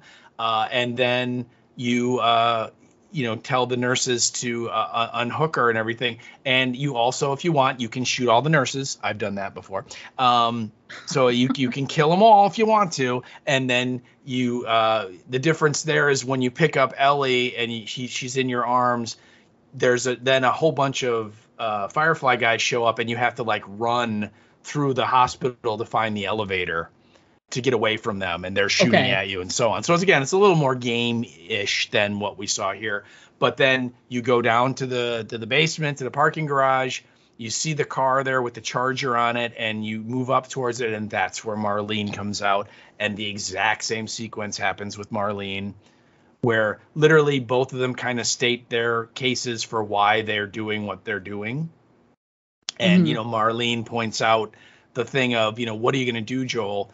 Even if she makes it, she's just going to grow up and leave you, or she's going to get torn to shreds, or and then what's the point? And, she's kind of trying to, play on his, think of the bigger picture here, and his response is, of course, to shoot her in the stomach. And he does. And then, again, one of my all-time favorite moments in the game, in terms of cutscenes, is when he comes back to Marlene, and she's, on the ground, and she's dragging herself in a pile of blood, and she's, struggling, and she's like, wait. And then she looks at him and she goes, please let me go. And he just, again, as cold as can be, goes, you just come after her, and bang, dead. Right. And I love the way they did it in the show, that Marlene puts that speech out about, you should, it's not too late. You can let us do what we need to do. And then it cuts to Joel in the car. Mm-hmm. And for a minute, if you don't, if you're not me and know what's going to happen, I can totally see where you're like, oh my God, did he give her up? Did he come around and say, yeah? Yeah. I didn't. Yeah, I did have that brief thought when they showed him like going back to the car or whatever. He's just in the car driving, and it's just him. I was like, is he by himself? Did he leave her with? Yeah, I thought that was a possibility. I liked that you didn't know until she made any kind of movement. Right. And then Ellie coughs or whatever, and then the reveal is, oh no, wait, he's with her, and then you flash back and you kind of get the end of the Marlene scene, where he shoots her, and again, I don't want to say I liked it, but I thought it was fitting that Joel is smart enough and ruthless enough to realize that Marlene has to go. Yeah. And he can't, even though the humane thing to do and the mercy thing to do is to leave her, she's probably going to die. Probably, right? I mean, she's got shot. Everybody else in the building has been killed, right? Yeah. So, that's the truth. The nurses are upstairs. Maybe they could help her. But I mean, she's in a bad way. Yeah, anyway, it's not looking good. Yeah, but he's just like, I'm going to hedge my bets. I'm going to make sure that there's absolutely zero chance that Marlene is able to come after us at some point with a whole bunch of Fireflies to find Ellie. And he just, and again, much like Marlene shooting Anna in the beginning, where she just walks in and shoots her, right? Yeah. It's same thing. He looks at her, and there's no monologuing. It's just very matter of fact. He goes, you just come after her. Bang, dead. And again, I thought that was really fitting and appropriate because that's Joel. Yeah, exactly. Yeah. But then anyway, so then you get the driving sequence, and then the truck breaks down, and then there's a little scene where the two of you are walking through the woods, and as you're walking, there is a little sporadic conversation about what, where they're going, what's going to happen, and then you come out on the clearing, and you're looking down in the valley, and you can see the settlement. And if you notice in the TV, you can see the wall around the settlement. Yeah. Which was kind of cool. And I'm like, all right, that's cool. And it gives you a really good idea of size. Yes. Of how big that settlement is, how, and it's nice. It gives you a really good, and I'll tell you, it's very close to like how Jackson really looks in real life. Yeah. Right at the base of the Tetons. It's right at the base of those mountains, and it's just beautiful. That's beautiful country. Yeah. And so then literally, Ellie does talk about Riley, I want to say, and she confesses that, and then she immediately goes to, hey, all that stuff about Marlene and the Fireflies, that was true, right? And he swear to me, right? And the Joel again, you know why he's doing it, right? You understand his thinking, but again, you're like, really, is that the right thing to do? Because Yeah. like you said, if that comes up again in the future and the truth is exposed, and it always is in these things, right? Right. It's gonna, I mean, that's gonna, like you said, that's gonna really put a crimp in their relationship. You think? Oh yeah. Yeah. And like, no, go ahead. I was gonna say what you had said earlier, that you think that Ellie will be really upset with the fact that Joel didn't let her choose. Yes. Just as upset as Joel was that Marlene didn't give her the choice too. It's just that's what this whole, I feel like this whole episode came down to was, you drag this girl across the country to do this thing, and at the last moment you're like, well, we're gonna just do it without talking to you about it. Right. Yeah. Well, and it's this very kind of ethereal thing. It's a sort of pie in the sky. You're going to go to these doctors and they're somehow going to cure you. We're not really, no specifics. We don't really know what they're going to do, but they're going to do it. And then right when you get there, suddenly the guy that's dragged you all the way across is like, we don't really have to do this if you don't want to. And then Marlene, like you said, Marlene is like, look, we're not even going to tell you what's going to happen. We're just going to do it. Yeah. Yeah. I love this story. I think that the Last of Us Part 1 is what they're now calling the game. I just know it as The Last of Us because that's what it was called when I got it. I think it is an incredible apocalypse story, and the way that they told it, the beats in there with all of the different characters and dealing with the infected, but not all the time. It was just really an incredible storyline that was, like we said, it was ready to be either a film or a series because there are enough dramatic beats in that story to tell a really compelling story. And then when you bring in the actors they brought in and the production people and all of the artists to build that world, it was amazing. I really enjoyed this season. Yeah, I agree. I can't imagine where they could have done anything better. You know what I mean? Mm-hmm. But my only complaint about the finale is that I wish it was a little bit longer. But considering what they had to cover and how much they packed into that, I can't imagine like anything else being put in there would it have weighted it down. Yeah. So it's as much as I like, emotionally, I wanted it to be a little bit longer. Like, I understand, like, they told a very compact story and it needed to be that and just like leave you hanging and boom, you're emotionally on the precipice and we're going to just not see you again for another year and a half or so. Yeah. Yay! But it's okay. You can watch Mandalorian. It's all good. Yeah, Pedro Pascal is still going to be on your TV. Just you won't see his face as much because that's against the creed. Yes. And actually, again, like I pointed out, if you look at this season, I mean, they covered the storyline of the game entirely. There was nothing other than fleshing out some of the scenes, like the flashback with Anna, or changing the Bill storyline, which they did.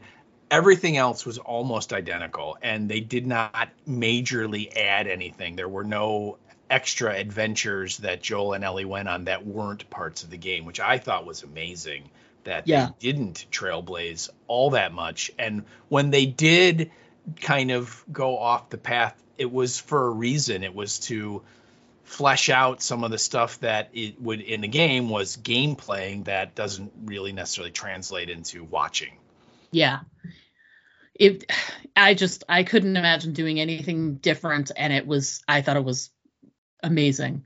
probably some of the best, like it's going to rank up there as like one of the best season ones from a source material, being true to the source material and building upon it, that will ever exist. I think it was just done so perfectly. Yeah, it was incredible. Unfreaking believable. Agreed. Anything else that I feel like we jumped around a bunch, but I feel like I covered all of my stuff I wanted to cover. Yeah. The only thing that I would want to touch on was Ashley Johnson, who played Anna. And as you stated, she is the voice of Ellie in the game. Right. And, I'm guessing when she did that, she was probably 19 or 20, and she's now, closing in on 30. Maybe she's even a little over 30. But I got to tell you that I knew she was going to pop up in this somewhere, because I had read that both her and Troy, who we saw in last week's episode, were going to be in it. So the two main voices were going to be in it. And then interesting enough, too, the voice of Tess in the game was voiced by this actor named Annie Wershing. And if that name at all sounds familiar to people, it's because she, like, in January, I think she just passed away from something icky like cancer or something. And she was married and had children, and it was actually kind of an up and comer. I'd seen her on a bunch of television shows. Yeah, she did a really nice arc on Bosch. On Bosch, yes. Yeah. And she was on the Nathan Fillion show, The Rookie. She had a recurring role. And again, a lovely woman and super, super talented. And she was great as Tess. I mean, I love Anna Torv, but I thought she did a great job. But she was in the news, too, recently. And I'm sure if she had not been, sick, they would have worked her into this in some way as well. Yeah. But anyway, Ashley Johnson, like, as soon as I heard her when she opened the door and said, "Hey, is anybody here? Hello?" I'm like, oh my God, it's Ellie. Yeah. And then in the featurette, and again, I don't know if you watched it on HBO Max or not. I didn't. I watched my DVR copy. Okay. Both times, so I didn't watch the featurette yet. I will. Well, though. you should. It's good, and they interview her, and so she gets a chance to kind of talk about her relationship with this story and the character and everything. But when she is just talking in the interview segment, oh my God, you just close your eyes and it's Ellie. It's just crazy. It's like, oh my God, that's her. That's Ellie. I mean, it's just so I just thought that was a really cool thing that the producers did for both of those those actors to bring those people back and let them, be part of this, because they are part of this. And I thought that was really cool. And so it was really neat to see her do that. And I thought she was great as Anna. It sucks that she died right away, but that's kind of that character. Yeah, exactly. I like the fact, though, that they had her come back. I'm sorry. You said Anna, and I was thinking Anna Torv. Yeah. And I was thinking of Tess, so my brain went elsewhere. Oh, no. So never mind. Forget I was going to say anything. Forget it. All right. It didn't happen. Oh, we'll just cut this in post. Oh, that's right. God. We'll fix it in post. Yeah, we will. We'll fix it in post.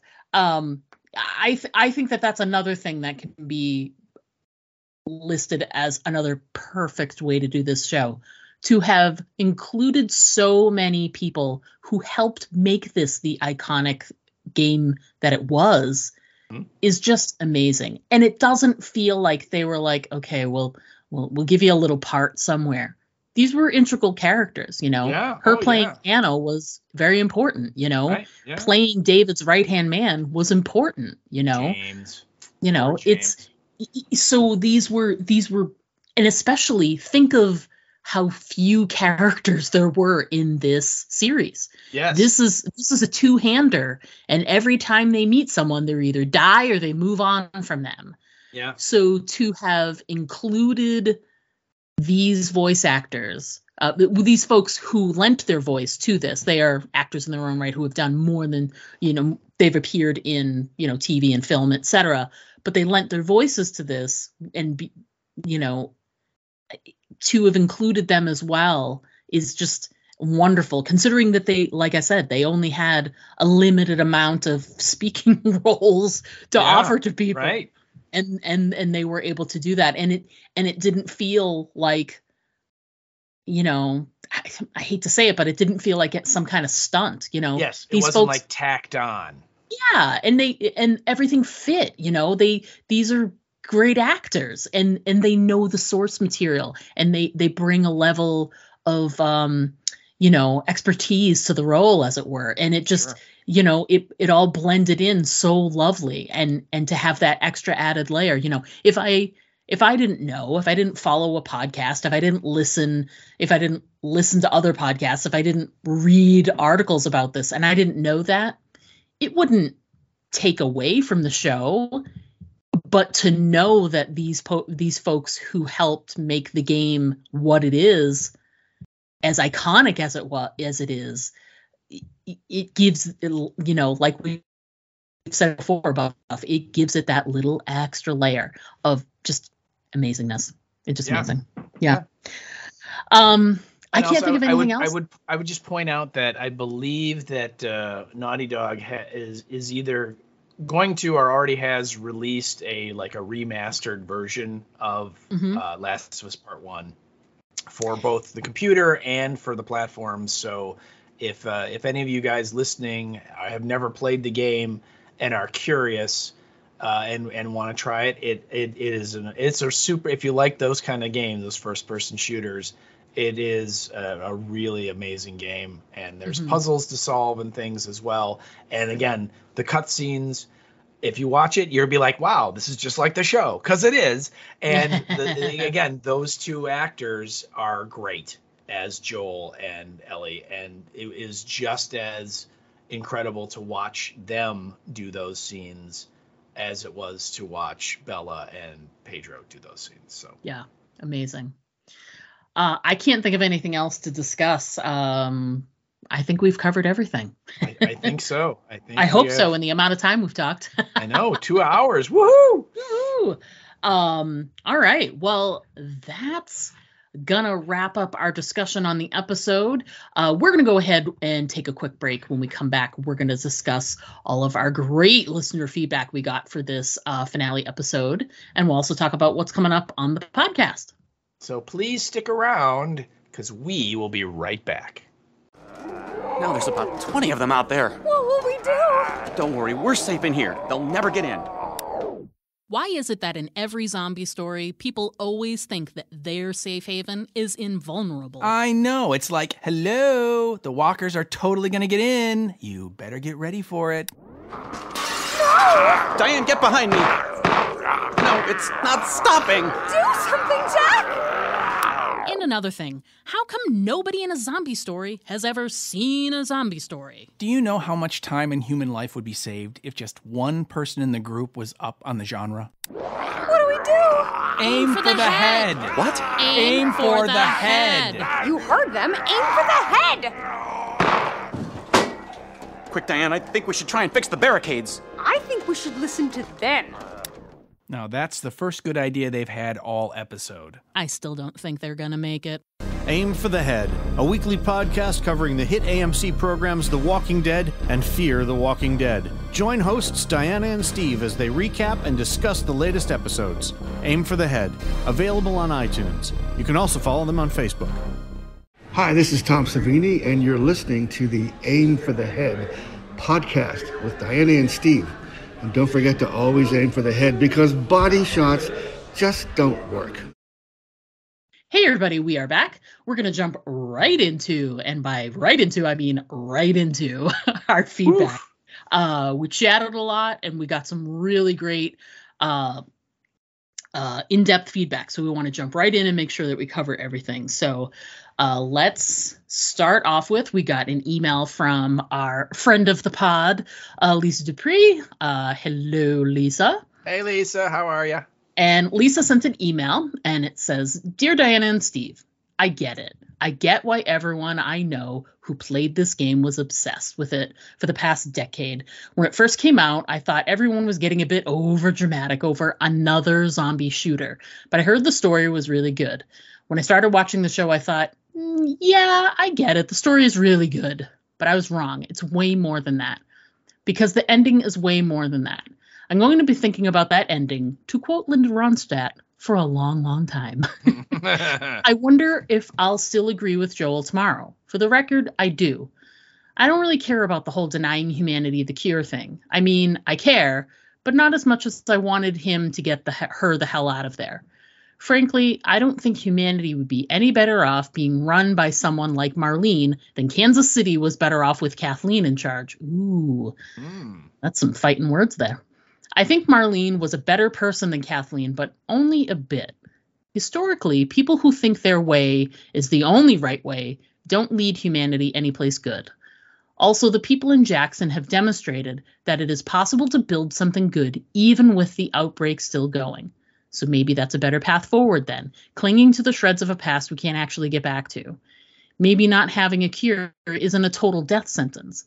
But that's all rationalization on my part, because I just don't think a possible, emphasis on possible, cure is worth killing Ellie for the fungus in her brain. A fundamental truth for me is that no society is worth saving if it's built on the unwilling sacrifice of a person. And by the way, Marlene says that she's sure Ellie would want to sacrifice herself, but I cannot help but notice that she did not believe it enough to ask Ellie beforehand. Ursula K. Le Guin, I don't know. Why do you do this to me, Lisa? She wrote about a similar choice in The Ones Who Walk Away from Omelas, a book that asks if it is acceptable for society to thrive in exchange for the suffering of one child. Clearly, Joel doesn't think so, or at least not when it's his kid. I get why people might think he's wrong, but not me. I think society is better off with Ellie in it. I think she's a better choice for a survivor than most of the other people we've seen in this show. It's going to be a long wait for season 2. I can't wait to see what comes next, although I'm definitely dreading the moment when Ellie finds out Joel lied to her. I get a stomach ache just thinking about it. Yeah. Love and kisses, Lisa Dupre. Wow. Yeah. Thanks for that. I think you sort of voiced a lot of the stuff I was thinking about in terms of choice and not making the choice and who are we to say. And right. Plus, yeah. Her point of, Marlene totally tells Joel that Ellie was 100% would be 100% on board with doing this, yet she didn't bother to ask her. Yeah. So she really didn't have that much little detail. Yeah. Yeah. And the other thing too she brought up, I mean, that's a very, very, familiar sci-fi trope, is the idea of if you could go back in time and kill Hitler when he's just a child, before he had a chance to grow up and do all the evil things we know, being from the future, he's going to do, would you do it? Again, when Hitler's like 3, he's an innocent child. He hasn't done anything yet. But, would you do it? That's a something that's, sci-fi authors have been writing about for a long time. Do you have the right to do that, to make that decision? And are you better than him, and so on and so forth. So, yeah, really good points, Lisa. Marlene is a very interesting character. And like we said, when you see that flashback sequence with Anna, it makes her that much more. There's a lot more to her than we thought. Yeah. Yeah. But I agree with Lisa in the sense that even knowing the more to her, it's true that she's still she was confident that Ellie would do this thing, but she wasn't confident enough to actually ask her about it. Right. She just did it. That's a detail. That's just minor details. Yeah, they meant to ask her, and then it's just in the administrative error. It's they administered the drugs too early. She meant to ask her, but she passed out. There's nothing she could do about it. Ellie drank it way too quick. Ellie chugged it, and she's like, "You're supposed to sip that." Yeah, she was way thirstier than they were anticipating. Right. Really. So it was basically Ellie's fault. Absolutely, I think so. She had it coming. That was good. Thanks for writing in, Lisa. Really awesome, thought-provoking, as usual. I appreciate it. Thank you so much. Yeah, it was awesome. That was awesome. Thank you. All right, moving along. Our next bit of feedback comes from our P1 listener, Mr. Alex Baelish. What up, Alex? Alex, how you doing? And he sent this via the email as well. And he said, Diana and Steve, this episode wrecked me in oh so many ways. As a father of a young girl, I hope I could have the strength and courage and know-how to do what Joel did. Simply put, Joel is everything a father/guardian should be. Their relationship has evolved so much since the first episode. I love how they made it so much like a video game when he was taking out everybody in the hospital, yet so personable. I had no idea that Ashley Johnson was a part of this world, and boy, is she grown up. Yeah. Ellie's life has been a series of loss and more loss, as well as people lying to her at every turn. I know Joel did the right thing by lying to her about what he did, but I think that might come back to bite him in the butt in the end. A common theme here. Yes. As a non-game player, I was very satisfied with everything that was shown, and from what I've heard, most, if not all, game players have loved every second. And yes, I am right there saying absolutely loved it. Last night's episode featured only one infected, which again seems crazy, but the lack of them, in fact, makes them even more dangerous. Each of these 9 episodes has evoked so many emotions for me. The show has a great way of sucking you in quickly, which I love. Look forward to your thoughts. And again, like you said, as a game player who really enjoyed this game, I could not be happier with what they did with it and how faithful they were to it. So absolutely right, and absolutely spot on with your criticism or analysis of Joel and his decision making, because it's whether he's right or wrong, you totally, first of all, you believe that the choices he made were the choices he would make, and you can understand why he made those choices. Yeah. But still tough choices. Oh, no matter absolutely. What. Yeah. And again, like the two feedbacks in a row, there is going to be a bill for what he did. And I think he knows that. I think he knows that he made a choice because he loves her. And he didn't want to lose her, and he's still gonna lose her. Right? Yeah. Most likely. But he's like kicking the can down the road, you know. Yeah. Like, I'm not gonna lose her right now. I'll get to enjoy her a little bit longer. Future Joel is gonna have to deal with this. Yeah, which is kind of selfish. You know what I mean? Oh yeah. Yeah. He sort of wanted to have more of her, much like he would have liked to have had more time with Sarah. Right. So absolutely. Yeah. Thanks so much for writing in, Alex. We always love to hear from you. So yes, absolutely. Next up, we have an email from our pal Bev from across the pond. Oh, hello, Bev.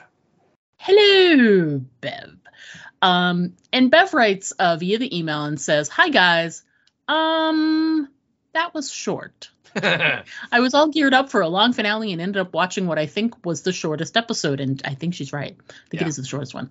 The beginning of the episode where Joel was putting himself out there in an attempt to pull Ellie out of her more than understandable sad mood felt like the next step in their relationship. Unfortunately, the ending seemed to almost destroy everything that they had built. I had hoped that he would tell Ellie the truth so that she could decide for herself what to do. By the end of the episode, I was angry with him for putting his love for her and inability to cope with more loss above what Ellie may have wanted. However, after some time to think about it, I came to the conclusion that maybe death and destruction were the only solution. If Ellie had said no to the operation, there's no way that the Fireflies would respect that decision. Interesting take. It's a horrible realization for Ellie that both sides have lied to her, but hopefully she will accept that at least Joel did what he did to protect her. In conclusion, a good episode, but slightly pissed at the runtime and that it ended so suddenly. Well, on the bright side, at least I have the new series of Mandalorian to give me my Pedro fix. Amen, sister. Also, not long now to the final season of Fear. Maybe if we all put positive vibes out there, they'll actually write a season worthy of their talented cast. Let's not get our hopes up, though. Oh, Bev. Bev. Don't fall for it. Bev. Don't fall for that.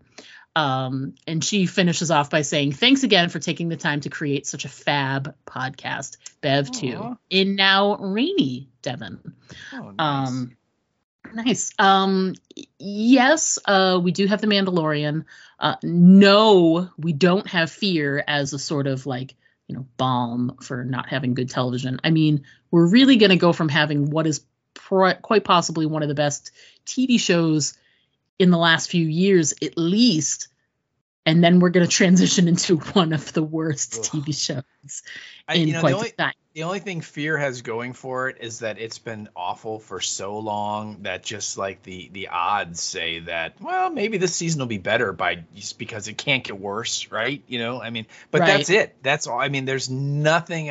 I love that Madison's back, and that's going to be one of the draws for me to watch. But Mhm. I mean, there's nothing about what's coming up that has me excited at all. The only thing that piques my interest, yes, Madison, and I love Kim Dickens, so I'm glad that she's able to be there for the final episodes of this show. Mhm. I think to have at least one original cast member back for that final season feels like the right thing to do. And there has been talk that there's a little bit of a time jump. Mhm. And I'm trying really, really hard to stay away from spoilers, but some filming locations and some stuff. But they're definitely either done now or they just finished. I know Austin Emilio just posted a picture on Facebook or on Instagram or something, and it was literally the very last day that he would ever have to have that face put on for the rest of his life. Until he gets his own spinoff. Yeah, I mean, which could happen. You don't know. That's true. So AMC, after Walking Dead, they pretty much got nothing. I appreciate your thoughts on the show, Bev. And yes, we're excited for Mandalorian, and we're only, 2 episodes into the season so far. And that's great because we'll be able to follow Pedro for a few more weeks. And it's really sweet to think good thoughts, but I you said not to get our hopes up, and I think that's probably the best position to be in. That's the best way to not get hurt. Yeah, it's the only because you're just going to hurt yourself and others around you if you don't, have the hope. Yep. Anyway, Bev, thanks again for writing in. We've looked forward to your feedback every week, and as much as we don't want to get our hopes up, there is one good thing about covering Fear is we'll be able to hear from some of our favorite listeners every week, and we know, Bev, you are one of them. So that's definitely something to look forward to when we cover Fear, as we'll still be able to hear from some of our listeners, which is great. So thanks again, Bev.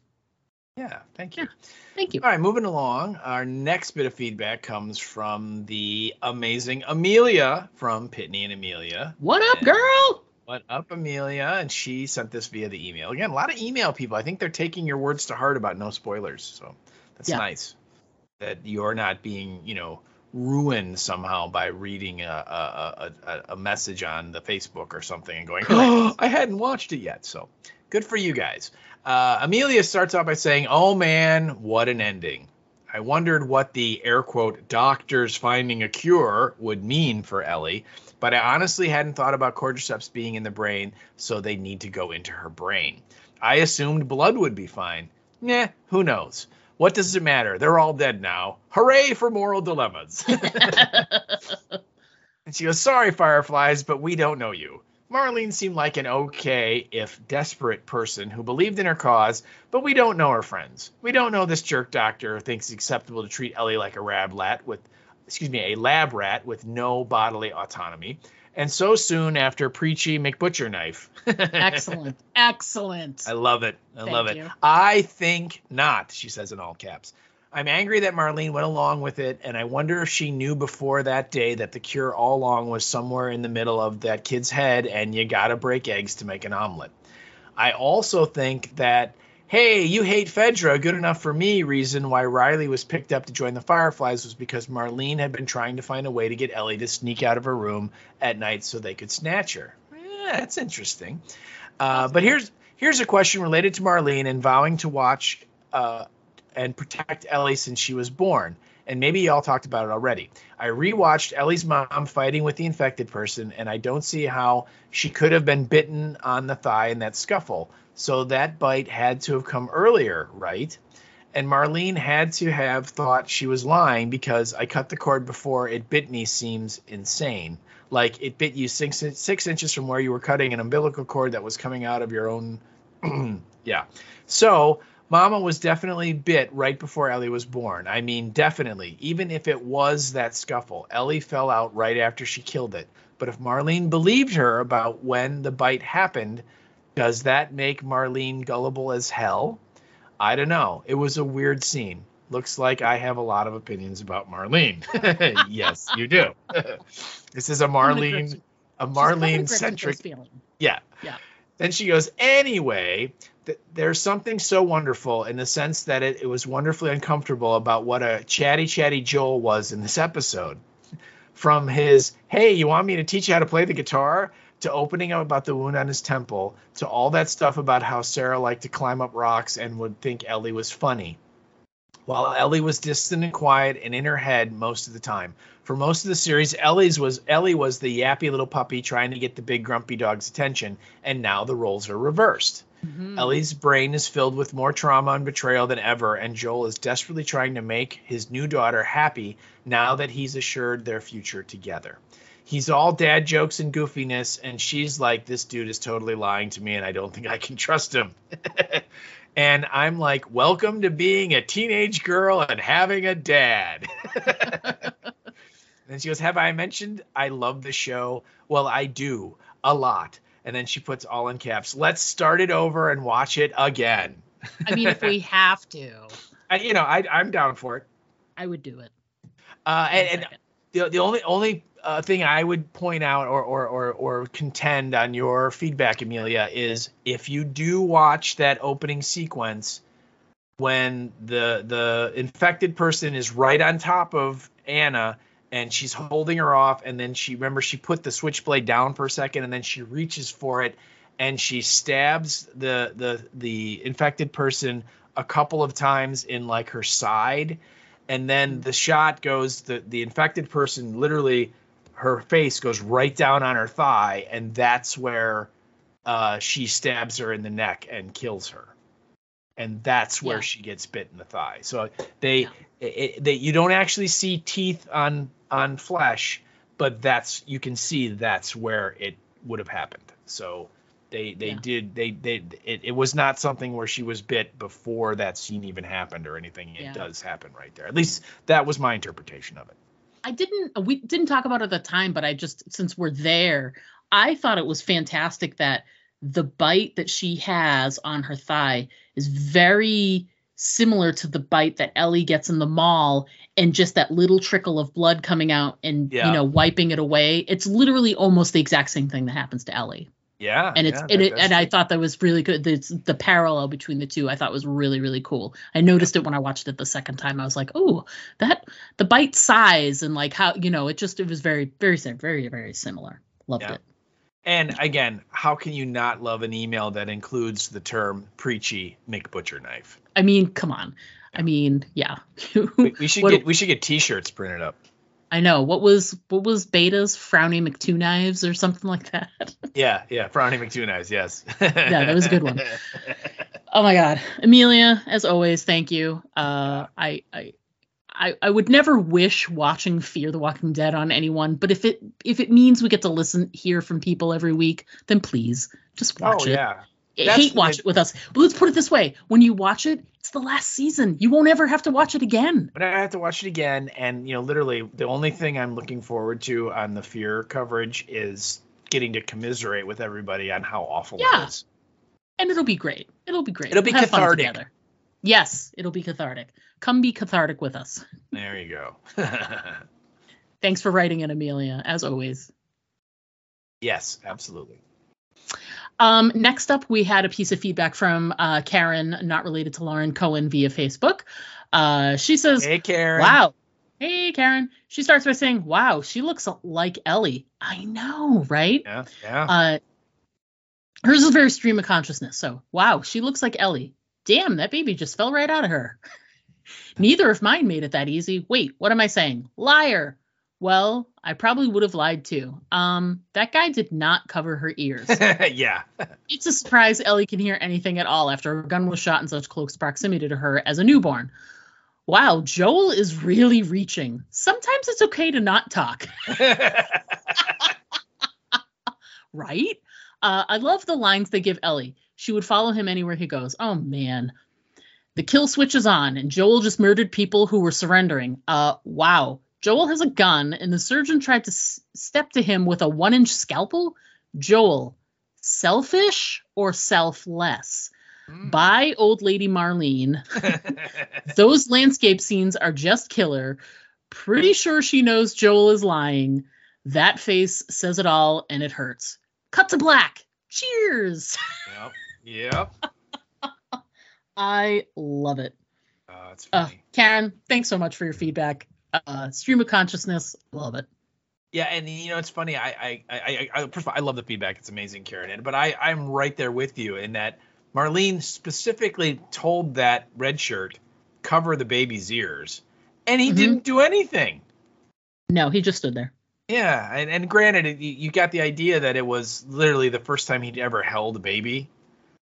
Because, she's like, you got to support the head and all that stuff. And he's just like, what do I do? Typical guy. Like, I don't know what I'm doing. And but still, it's like you had one job in that scene. One job. Yeah. So, yeah, I agree. Thanks for writing in, Karen. Yeah, that was awesome. Hilarious as usual. Yes. All right, moving on. Our last piece of feedback comes from our listener, Erica Price. Hello, Erica. Hello. Hey, Erica. And she sent this again via the Facebook. I'm sensing a trend here. Interesting. It is a trend. She goes, loved the cold open. Ashley Johnson's portrayal of Ellie's mom was perfection. I'm so glad this was added in. Ellie's immunity seems plausible, and I think Marlene had an inkling Ellie would be, air quotes, special in some way from the get-go. Anna's lie was an absolute act of desperation, just like Joel's. He is her daddy now. All bets are off. I haven't played the game and can't due to wicked motion sickness. But the iconic giraffe scene was so much fun. Every time I think about Joel saying it wasn't time, I get blubbery. I'm really looking forward to season 2. I hope we get more than 9 episodes. My only gripe is that this one was so short. Well, I hope there's enough shirty puns to keep us entertained until then. And then she has the laugh out loud emoji face there. So yes. That's, I agree. Again, Erica, totally agree. This one was a blur. You sit down, the previously happens, and then suddenly Ellie's going, okay, and it smashes to black. I mean, that's how fast it was, right? So I totally agree with you there. And again, so much discussion about Joel's decision, and that's one of the things that's so great about this story is that, was he right? I understand why he did it, but was it right? You can go around in a circle on that forever, and I love it. Yeah. And it's like, even if he was right, it wasn't the right thing to do. He may have been right, but it might have been the wrong thing to do, even though it felt like the right thing to do. It's there's so much wrapped up in it. Yeah. Such a great quandary for everybody to talk about. It'll give us a really great topic to talk about for the next year and a half or so while we're waiting for season 2. That's for sure. So coming up on the podcast, let me see. What does it say here? Who knows? Who knows? Yes. Well, we did put out a voting kind of voice your opinion. What would you guys like us to do next thing? And so let us know if there's a series, if there's a movie, if there's anything else going on that you think would be fun for us to cover. What do we have? About 8 weeks maybe until Fear kicks in. Yeah, I'd say exactly because it premieres on the 14th, and that's today. So that'd be exactly 2 months from today. Okay. So preferably, a couple of movies or maybe a series that runs about 6 weeks or so. Yeah, 6 episodes we could do. We have a couple ideas. We've been kicking around some things. There's a couple of classic horror movies that I, of course, have seen and Diana has not, and so we might continue that series and talk about them. We're just trying to figure stuff out. But if you have any ideas, please let us know what they are. And obviously, nothing is off the table. So yeah, agreed. We are going to C2E2 in 2 weeks. 2 weeks. I believe so. Yeah, so we will have some stories about that. So when we do record again, I'm sure we'll have some tales about that. If you're in the Chicagoland area and you want to meet up with us, just shoot us an email, send us a message, let us know. Yep. Pretty sure I've got my weekend pass, so I'm gonna be there all 3 days, just depending on what kind of programming's happening on Friday. Depends on like what time I'll get there. So yeah, and we'll be real easy to find. We'll be the two people there that are wearing the genre t-shirts, so it'll be very simple to find us. So not a problem at all. More than that, I'll have on a genre t-shirt with a genre bag. I probably have on genre socks. Sure. And you will stand out. Right. You won't be able to miss me. I mean, I know there's going to be hundreds of people, but thousands. It'll be, and I'll probably be carrying like a bag with stuff I bought in it. Okay. And I might even have like a drink or like a pretzel in my hand, but we'll see. That's right. So again, that's hard. Totally that might not happen. Unmissable, people. I'm telling you. Yeah, and and obviously we'll be together, so we'll be a guy and a girl walking. So it's, I mean, you can't get any more specific than that. Right. I mean, if you can't find us, you're just not looking. Okay. Yeah, there's clearly something wrong with you, not us. Yes, that's right. It's not us, it's you. So we're wrapped up. We don't really have anything else to discuss. We got anything else you want to cover before we wrap up? No, that's really it. Just C2E2 is coming up, and again, warmer weather. We're finally getting out of winter, I hope, and so better things are coming, people. I know. I'm very excited. So that's going to do it for us this week, guys. Thanks for listening in for a little longish episode for the season finale here. We look forward to talking to you again. But until then, as always, I'm Diana. And I'm Steve. Don't forget to always aim for the head. Because those body shots, they just don't work. To send us an email, write us at aimfortheheadpodcast@gmail.com. And our Twitter handle is @AFTH Podcast. Pictures and video are always welcome at our Instagram account, Aim for the Head Podcast, all one word. But the best way to keep in touch with us is to just like our Facebook page to get all of our updates in your feed.